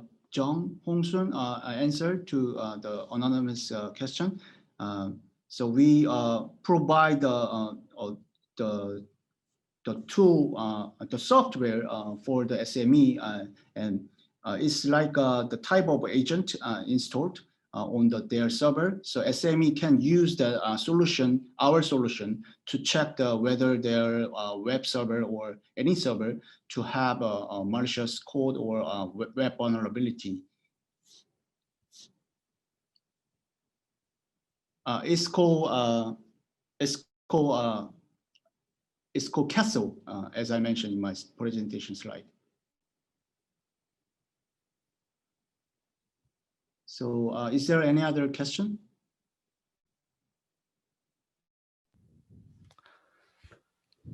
Thank you, Mr. Jung. Session 4, we cover COVID-19 topic. This new normal changes us by making us work remotely and forcing students to study remotely. Everything changed, no contact. In order to use safe on-tech technology, data protection is one of the most important issues. So I will introduce one of the most famous Korean digital right management company named Password.com. Actually, KISA also use their DRM solutions to protect our internal data. I will introduce Mr. Jason Son, manager of Password.com. He will give a speech about COVID-19 specific cyber preparedness. Thank you for joining the webinar. I am Jason Son, working for FASU as a principal consultant, helping organizations to implement ideal data management strategies and data security framework. As you can see, or as you can guess from the title, the purpose of this webinar is to share accumulated knowledge and know-how of organizations who have worked with the FASU over the last 3 quarters. Due to the COVID-19 pandemic crisis, lots of things have changed. One of the most significant change caused by COVID-19 is the way many of us work. Those fortunate enough were able to work from home, and have been able to adapt to this new reality with various technologies in place. However, those who are not so lucky are still struggling to adapt to this new normal environment. Perhaps the biggest question for organization is whether to work from home has led to a decrease in productivity and an increase in security.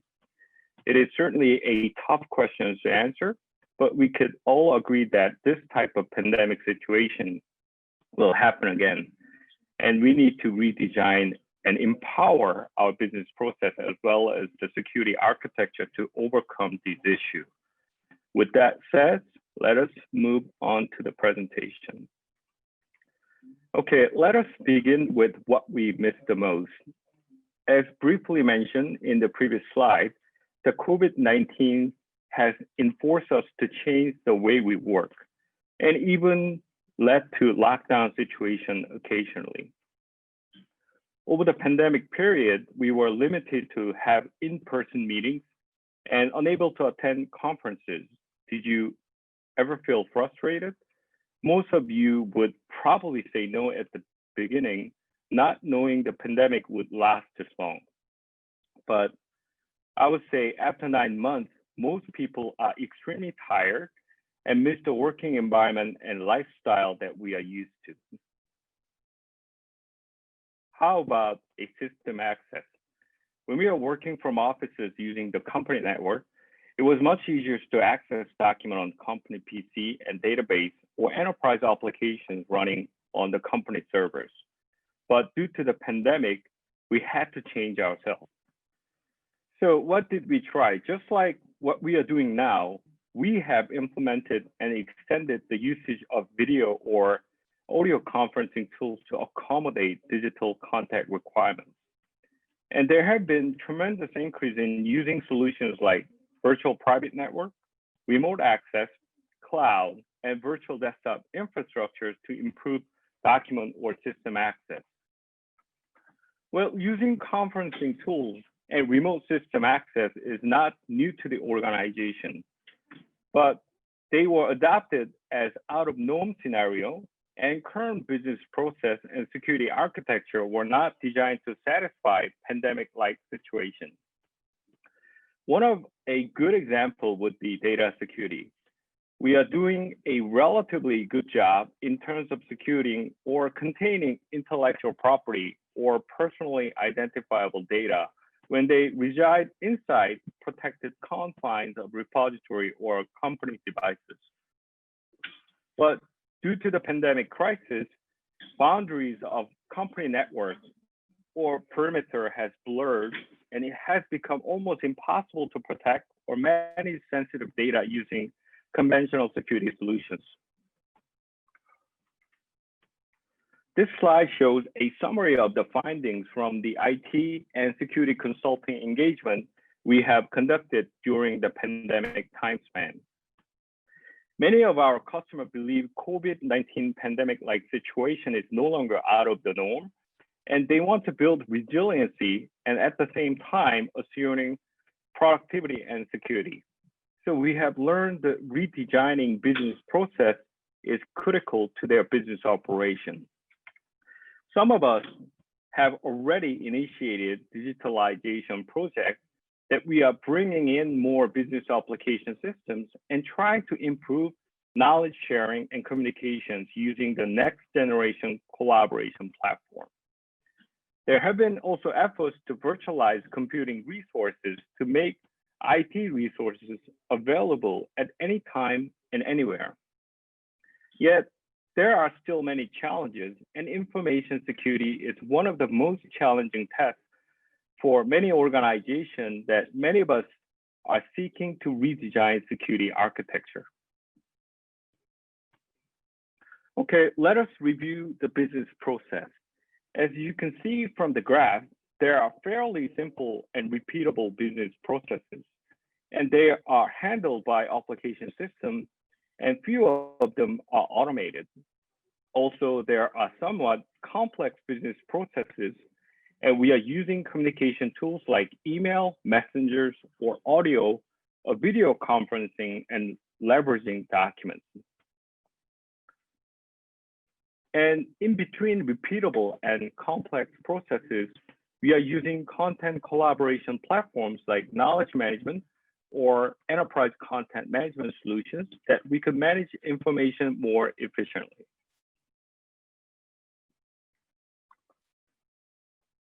So using communication solutions, content collaboration and data security are certainly not new to everyone here. They have been with us quite some time, and we are actually using them as we speak. But why do I bring this up again? Perhaps we should understand how they are influencing us through this pandemic crisis. In the past, organizations did not recognize them as an integrated solution, so each solution was siloed. Having siloed solutions can create various challenges. One of the most challenging issues can be management overhead issues. Using multiple solutions can mean fragmented data everywhere. Throughout the series of communication or collaborations, multiple versions of documents and its copies can be stored on various devices and servers, and more data means more investment for managing those data, and even more ground to cover in terms of compliance and security. Also, each solution has its own security features and functions that it is pretty difficult to carry out a consistent security policy. On top of it, scattered data could certainly increase the threat surface that could lead to a potential data breach or compliance issues. So without a question, a next generation enterprise content platform should be simplified so that each knowledge worker does not have to worry about where to find the data and access permissions associated with the data. Perhaps if you can collaborate based on a work group and consolidate all communication capability into a single solution can definitely benefit organization. Also, rather than continuously attaching multiple versions of documents to a various communication tools or storage, if you can enable version control anywhere and anytime and access the latest version, then organization will reduce redundant, obsolete, and trivial data significantly, which will lead into much better environment in terms of knowledge sharing and security. In addition, the collaboration platform should able to offer visualization of how work groups are communicating, such as who has actually read, revised, or commented onto a document, when, where, even on which devices. As briefly mentioned in the previous slide, most knowledge workers are using servers and desktop PC, and few of them are also using servers in a cloud environment. For special occasions, organizations have also implemented solutions like remote access and virtual private network. To extend the remote access capabilities, some of us also deploy solutions like virtual desktop infrastructure.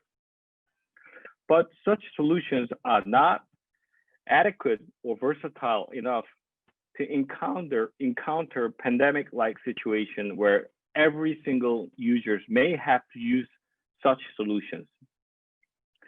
And solutions like VDI can create management issues, and they can be very, very expensive at some time. So we have recently introduced a concept of virtualizing content instead of virtualizing every computing resources.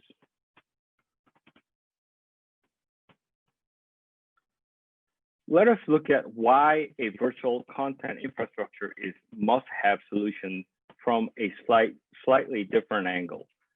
Knowledge workers often looking for information while they are working, and that information is in forms of electronic document in most cases.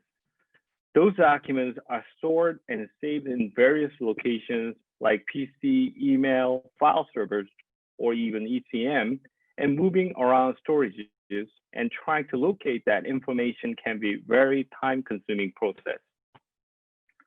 So we have tried to adopt enterprise solutions like global search application and unified storage solutions to make things a little bit better, but it is still challenging to find the right information. As you can see from the slide, you sort of have to rely on the file naming conventions, and you will see few files are saying final, really final, or really, really final. Well, in that case, you just pick up your phone and call the person who would know which one is the right content. This is the easiest way. But during the pandemic crisis, it's not so easy to do that. So let us get back to the content virtualization again. So content virtualization is basically isolating content from the physical storage. By isolating content from the physical location, you can expect dramatic improvement in reducing redundant or trivial data generation. Also, content virtualization will allow users to execute version control everywhere. So version control and management is certainly not a new technology and has been around us for the last 30 years, I guess, but the functionality is only enabled at a certain location that check-in or check-out of documents are only working within ECM servers, meaning derivative or copies of documents are consistently or constantly created and causing management and security issues. Similar stories for content synchronization solutions. You may have used cloud storage solutions like Dropbox or OneDrive, and these solutions will provide content sync functionalities. But the content must be stored at a specific folder location. If you email or send it through an instant messenger, then forget about the content synchronization. We have also learned that without virtualizing content, virtual drive or folder is meaningless, that it would end up as another ECM creating the same problems. Now, let us review about the benefits of content virtualization. First of all, the technology can simplify the search process for knowledge workers and enhance their productivity. They can easily identify the latest version, and all information associated with the data can be presented at any time and anywhere.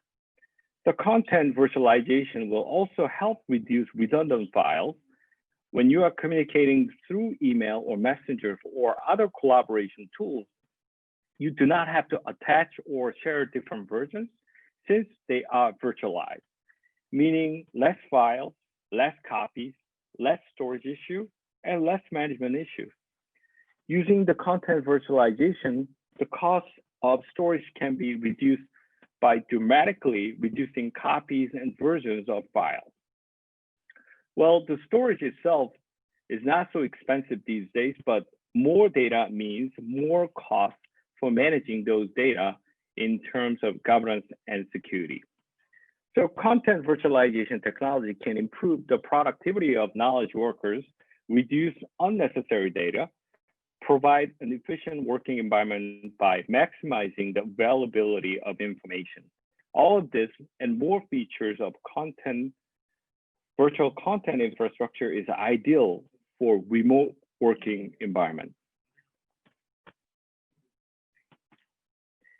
Here are some of our customers' testimonials using the content virtualization technology. So they are happy that all users are free to access and work and store content anywhere, and they no longer have to waste time looking for information. These are the two major improvements they have learned using the technology.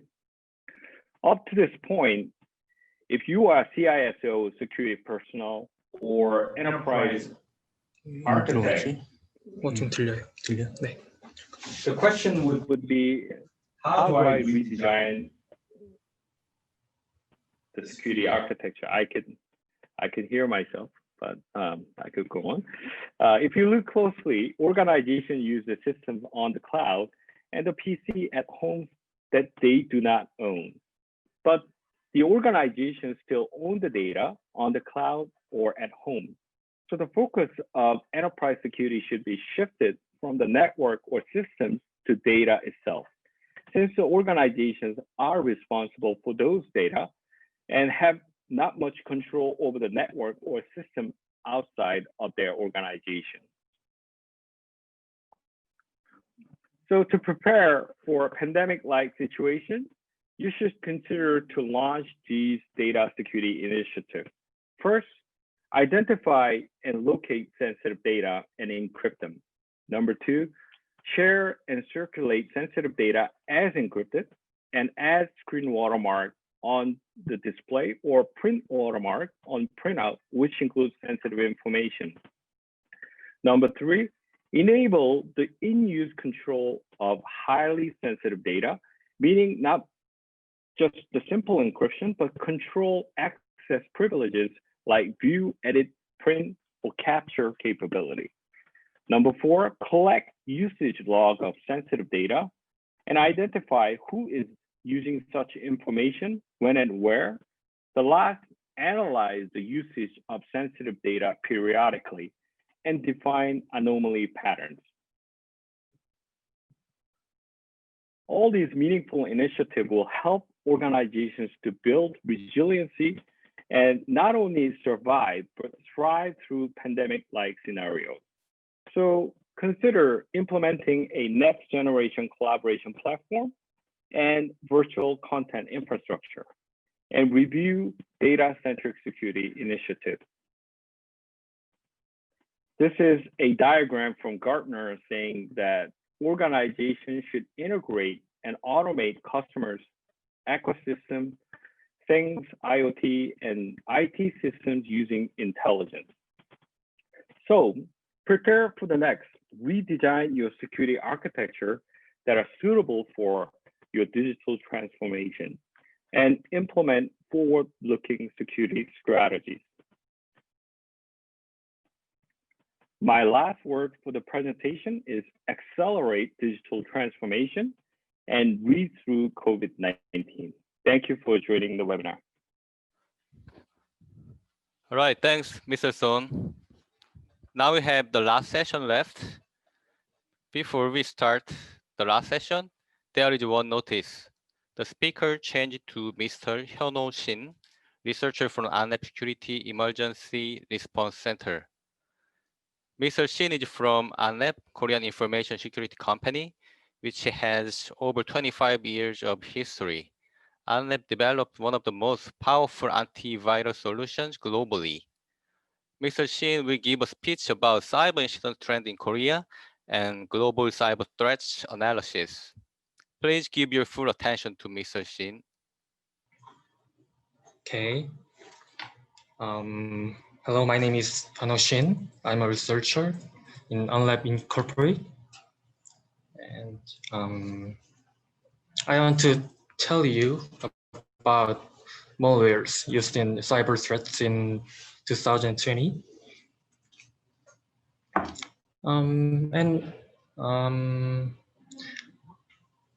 Okay, I want to show you about 4 contents. First, recently distributed malwares. Second, distribution methods and behaviors of malwares. Third, how to prevent malwares. Finally, question and answer session. There have been many internet infringement descents around the world for a long time, as infringement methods are becoming more and more diversified. Response and analysis are becoming increasingly difficult. Accordingly, hacking victims or individuals infected with malicious programs cannot adequately respond to infringement descents. Therefore, damage is often spread or repeated due to incomplete recovery. Cyber attackers use various malicious programs to evade. Recently, malicious programs that have been actively distributed, that is malware, can be largely divided into 5 types according to their characteristics. These include infostealer, RAT, it is called RAT, banking, and ransomware. Each malware invades a specific system and then performs malicious behavior. It receives commands from remote attackers, steals information stored in the system, and uses system resources to gain financial benefit. It also encrypts the files stored in the system, making it impossible to use at all. We will examine how the attacker distributes these malwares and what behaviors the malwares do after they are distributed.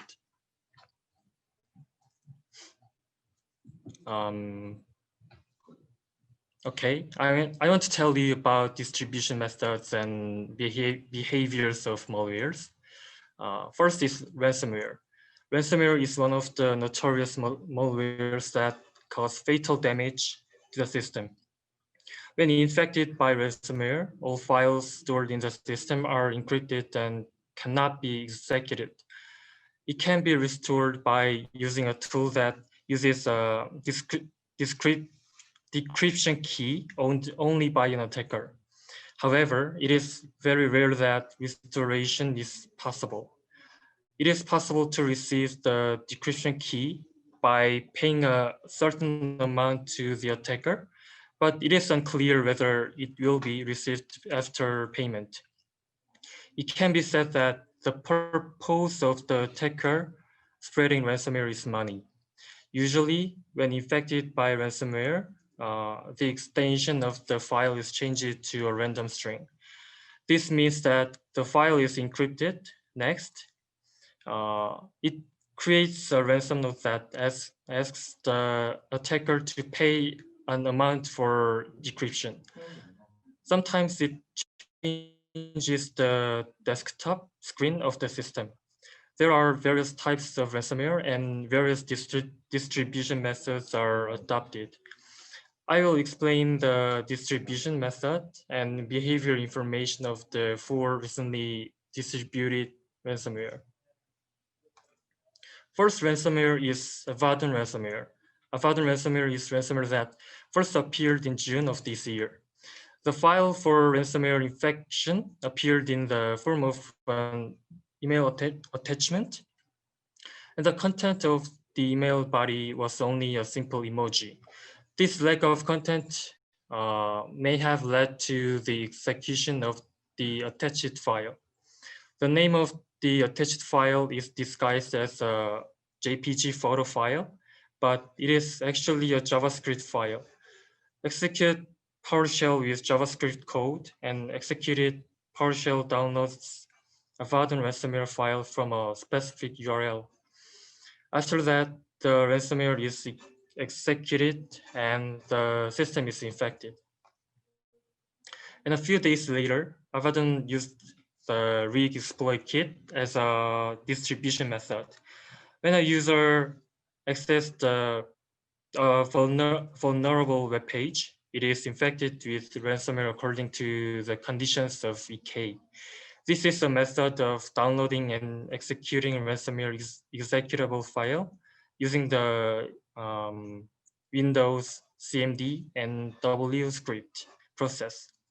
Afterwards, registry values are registered for persistence of infection, and backup files are deleted. This is an example of Avadon ransomware's ransom notes. Maybe I think attackers want to show to victims that your network has been infected by Avadon. Avadon is this ransomware's name, and attackers ask users to send money. Next ransomware is Wasted Locker ransomware. The creators of this ransomware are known as Evil Corp, a Russian cybercrime group.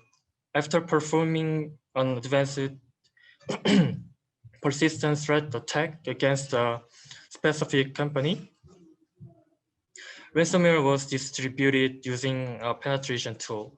One of the characteristics of this ransomware is that it has a command interface. An attacker can get resources from the infected system and select only specific targets to perform selective encryption. When infected with wasted locker ransomware, it typically performs 4 malicious actions. First, create a self-replica in a specific location and execute recursion. Second, perform UAC bypass if it is not executed with administrator privileges. Third, perform a file encryption process according to specific parameters. Last, delete itself after executing. Third ransomware is markup ransomware. This ransomware was distributed in April as a file disguised as a resume. This ransomware was attached directly within the email. When you only see the extension of the attached file, you can mistake it for a document file. However, it is actually an executable file, and it is infected by ransomware when downloaded and executed.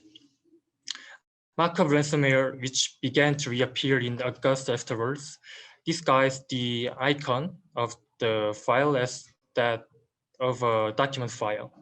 When a file is executed and infected by ransomware, it registers an auto-run registry for persistence of infection, deletes volume shadow, and performs an encryption process. The last ransomware is named Maze. This ransomware was first discovered abroad in May 2019. Software vulnerabilities or email attachments were used for distribution. The attacker's organization is mainly based in North America, but infringements are also occurring in Europe and Korea. There are a wide variety of industries that are targeted for attack, and it is a topic of recent infringement by domestic conglomerates. The Maze group used a different method than the traditional ransomware method. Before encrypting files, they used a strategy to increase the level of threat by stealing them outside. This group threatened to release files on the internet if the conglomerates did not pay a certain amount. Afterwards, the files of the compromised conglomerates were released on the Maze's own website with only the password set. So the negotiations with the attacker seem to have collapsed. As such, there are many cases in which ransomware distribution groups posted information leaked to their own websites. Not only Maze, but also Avadon just explained. Ransomware organizations such as NAMT, Sojinokibi, DarkSide, and Club also adopted the method. Next, kind of malware is banking. Certain malware steals internet users' financial information. Representatively, Emotet malware performs its function. Emotet malware is a representative malware that steals financial information. It is a common feature to infect a user's web browser and steal personal information, including user accounts. It can also steal encrypted internet communication data. Emotet is a malware that first appeared in 2014, but it is still a trend. When it first appeared, banks in Europe or the US were the targets of malware, but there are many cases of damage caused by the malware in Korea. Recently, attackers use email to spread Emotet. Attach a document file containing a malicious macro to an email. In addition, an URL is inserted in the body of the email to access the website, and the document is downloaded and executed. The attacker also writes an appeal in the email asking for confirmation of something to induce. When the email recipient downloads and document and enables the malicious macro in the document, malicious behavior is initiated. Of course, there is a content that induces enable in the document. As soon as the macro is activated, malicious behavior starts, but the behavior is slightly different depending on the timing of the emoted reappearance. In a recently discovered document, a obfuscated macro code was found. When the code is executed, the PowerShell code written by the attacker is executed, and the emotet is downloaded and executed from the internet by the code. At this time, the PowerShell code is also obfuscated. When emotet is executed, conditions are created to steal financial information. The user passes financial information to the attacker without even knowing that it is infected. Next malware is about InfoStealer. InfoStealer malware is a malware that steals login account information of infected system and application programs such as web browser and FTP. Phonebook, LuckyBot, and Agent Tesla are examples of InfoStealer malware that has recently been distributed and caused damage. Phonebook malware first appeared in 2016. Since then, it has been distributed targeting the aerospace, defense, and manufacturing industries in the US and Korea. At that time, PDFs with download links, documents containing malicious macros, and archive files containing executable files were used for distribution. Documents were mainly used for the US, and archive files were mainly used for Korea. When the phonebook malware is executed, it typically performs three functions. One of them is stealing the user's key input content. The other is clipboard monitoring and network packet monitoring, and leaking passwords from browsers and email clients. The recently discovered phonebook malware was more elaborated by attackers in the method of making and distributing it. The email content for distribution was elaborately written to enhance persuasion. And when the malware is executed, it is injected into a normal process and operated. After that, it communicates with the C2 server and executes various remote commands. Second InfoStealer is LuckyBot. LuckyBot is also one of the representative InfoStealer malwares. Account information is stolen from various programs installed on infected PCs, such as web browsers, mail clients, and FTP clients. The distribution path of the recently discovered LuckyBot is also an email attachment. After disguised as an email with a quote, induce the email recipient to download and execute the attachment. The attached file is a compressed file, and if you unzip it, you can see the LuckyBot executable file.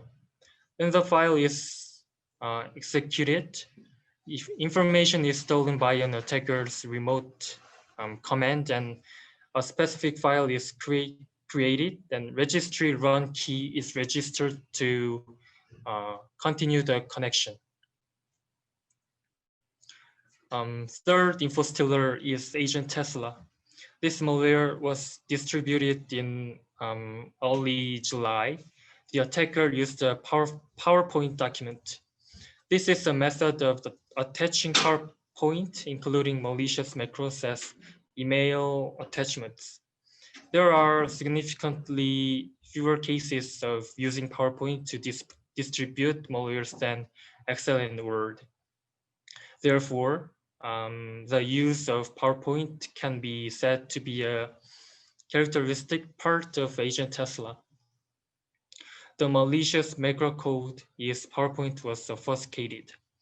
When the code is executed, it accesses the malicious URL, and the URL connects the to Pastebin. Pastebin is a web application that can store text. When an attacker writes malware in Pastebin, the connected user is infected with malware.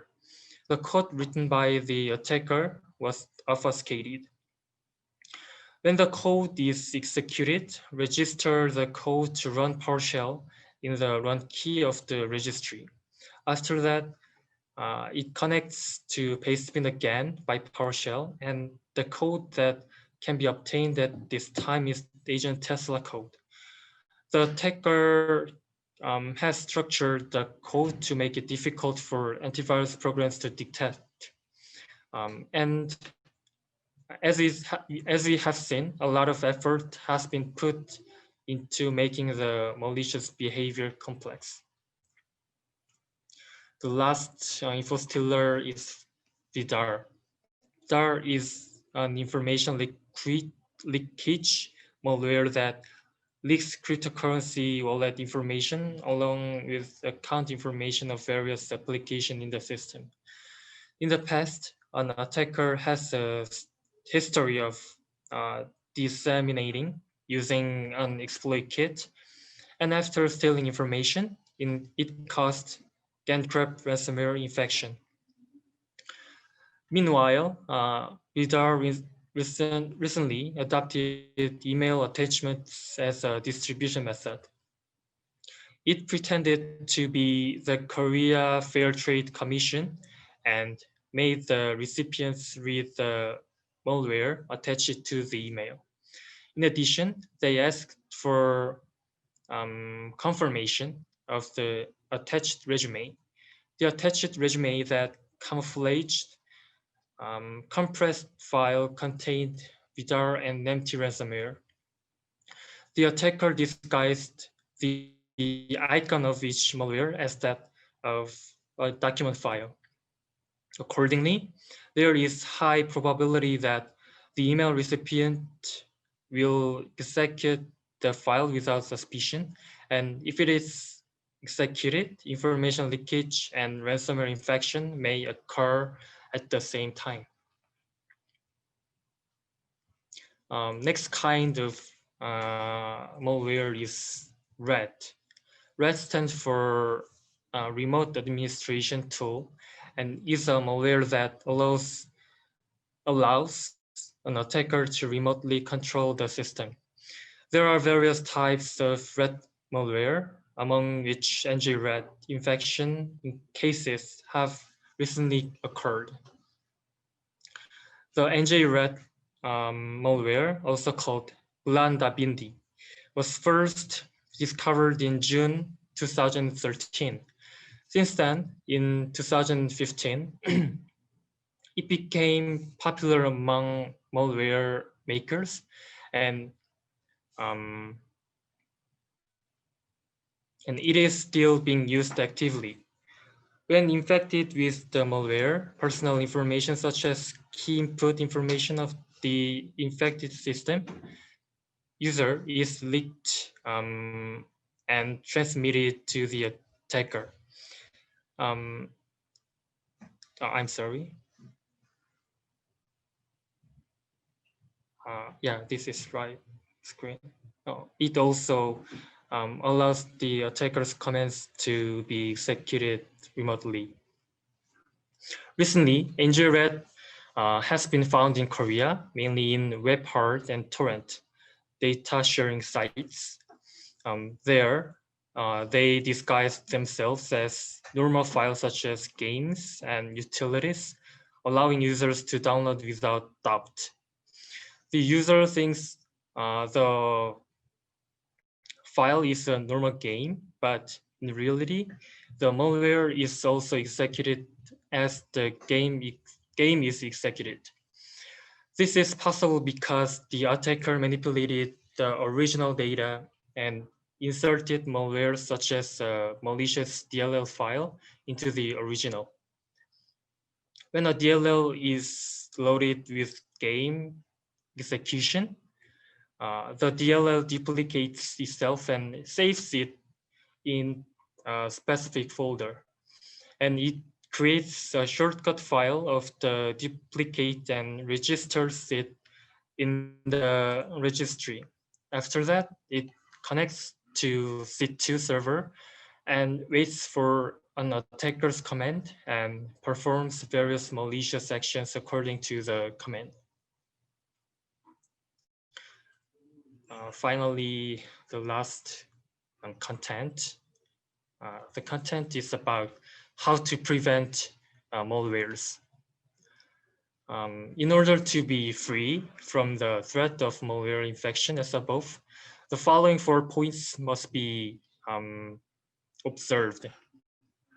First, you need to consciously look at the email you receive. Recently, many cyber attackers are using email to distribute malware. The reason is that email addresses can be easily collected through publicly available homepages or postings, and they can penetrate inside companies without the need for high-level techniques.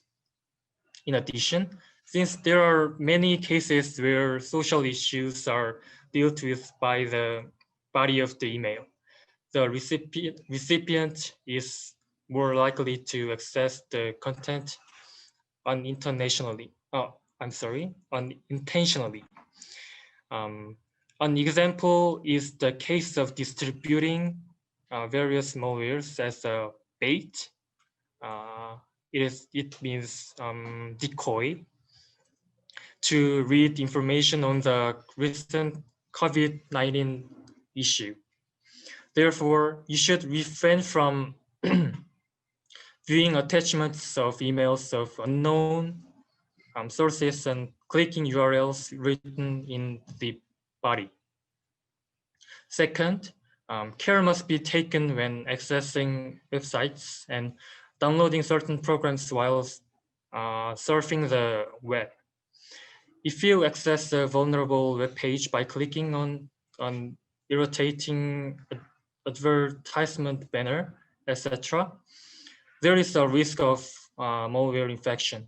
In addition, if certain software is downloaded from a place other than the official website, malware other than normal software may be downloaded.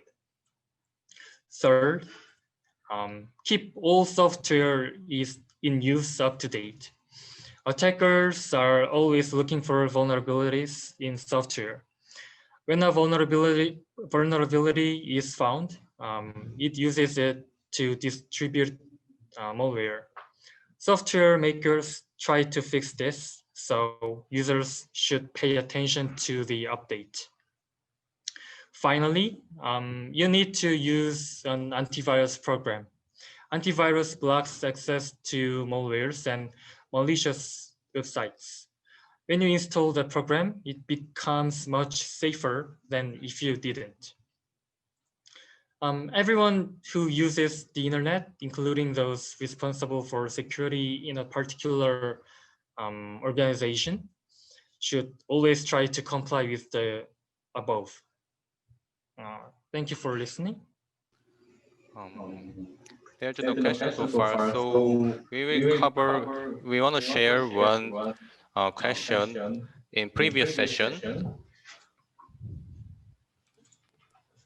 The question is, to whom are elements of AI, artificial intelligence technologies used in your security systems? To what extent can they be trusted given the growth of online activity during pandemics?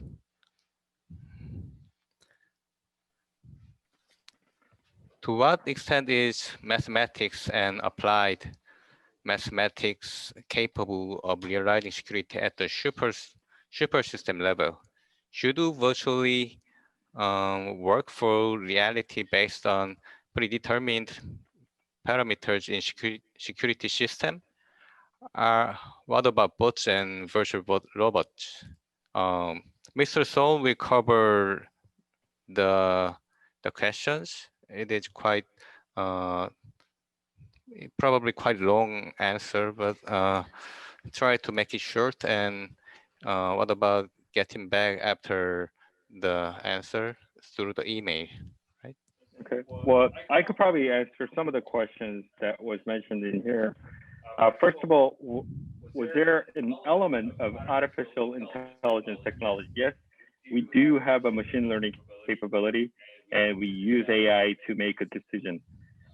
First of all, FASU is actually collecting and fingerprint the user activities around the unstructured data, meaning that if you receive a sensitive Word file, or if you are opening a PowerPoint, or if you are accessing the CAD drawings file from somewhere at some locations, we are actually collecting, this user is printing what documents, and there's a sensitivity level of which level. Okay, this is classified as a secret or top secret.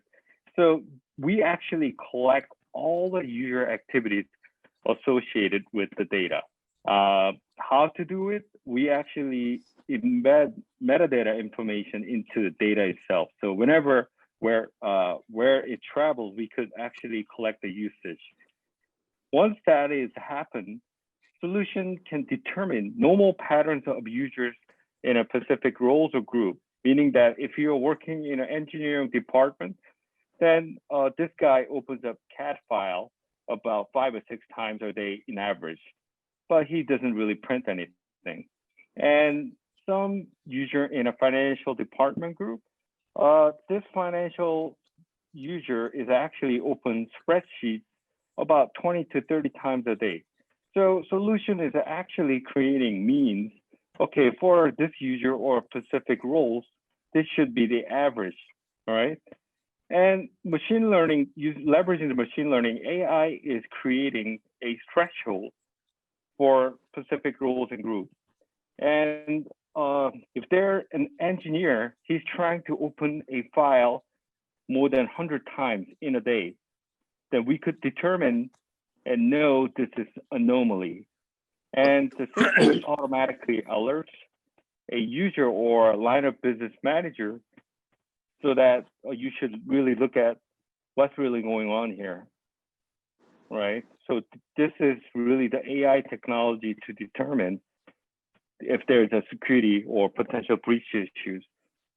And second question, mathematics, right? We use a lot of mathematics within the solution itself, right?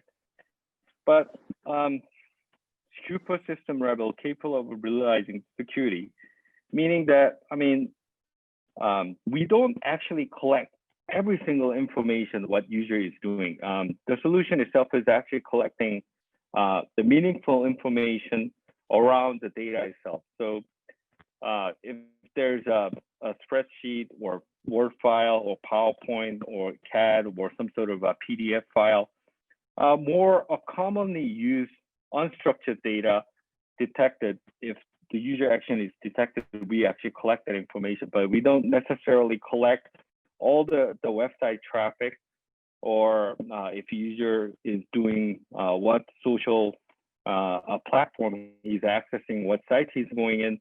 Certainly there's different type of tools which you can do that.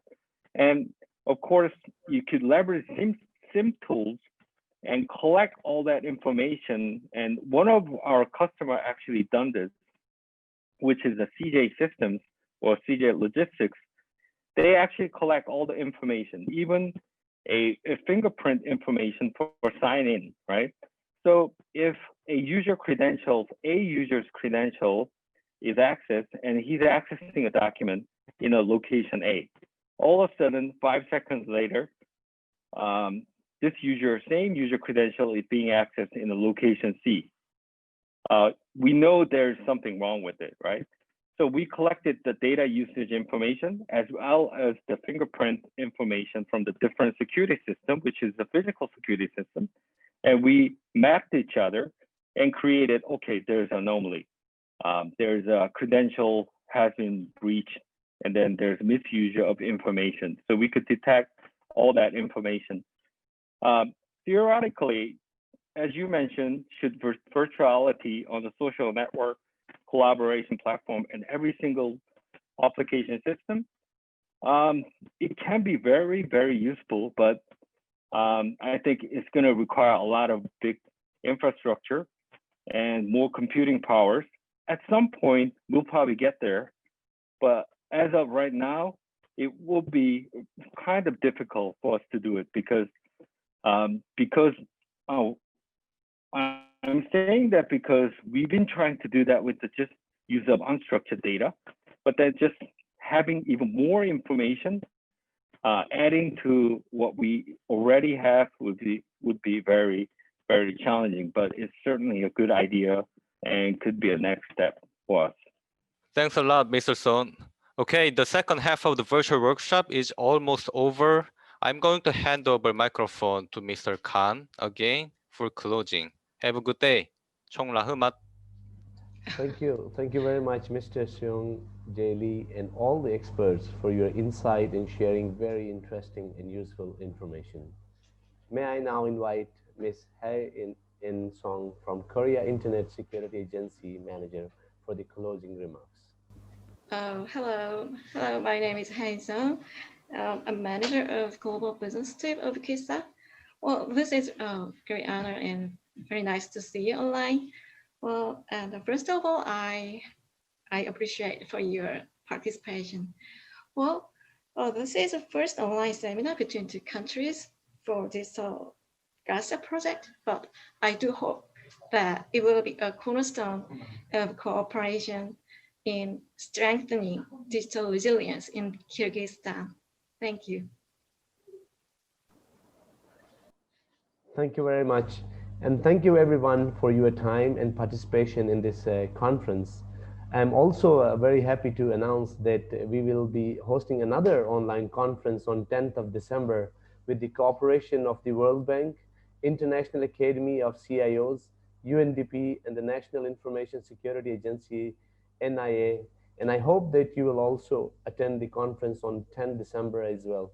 Thank you everyone for your time, participation, and interest. Thank you all. And thank you all the distinguished speakers. Thank you and have a very nice day.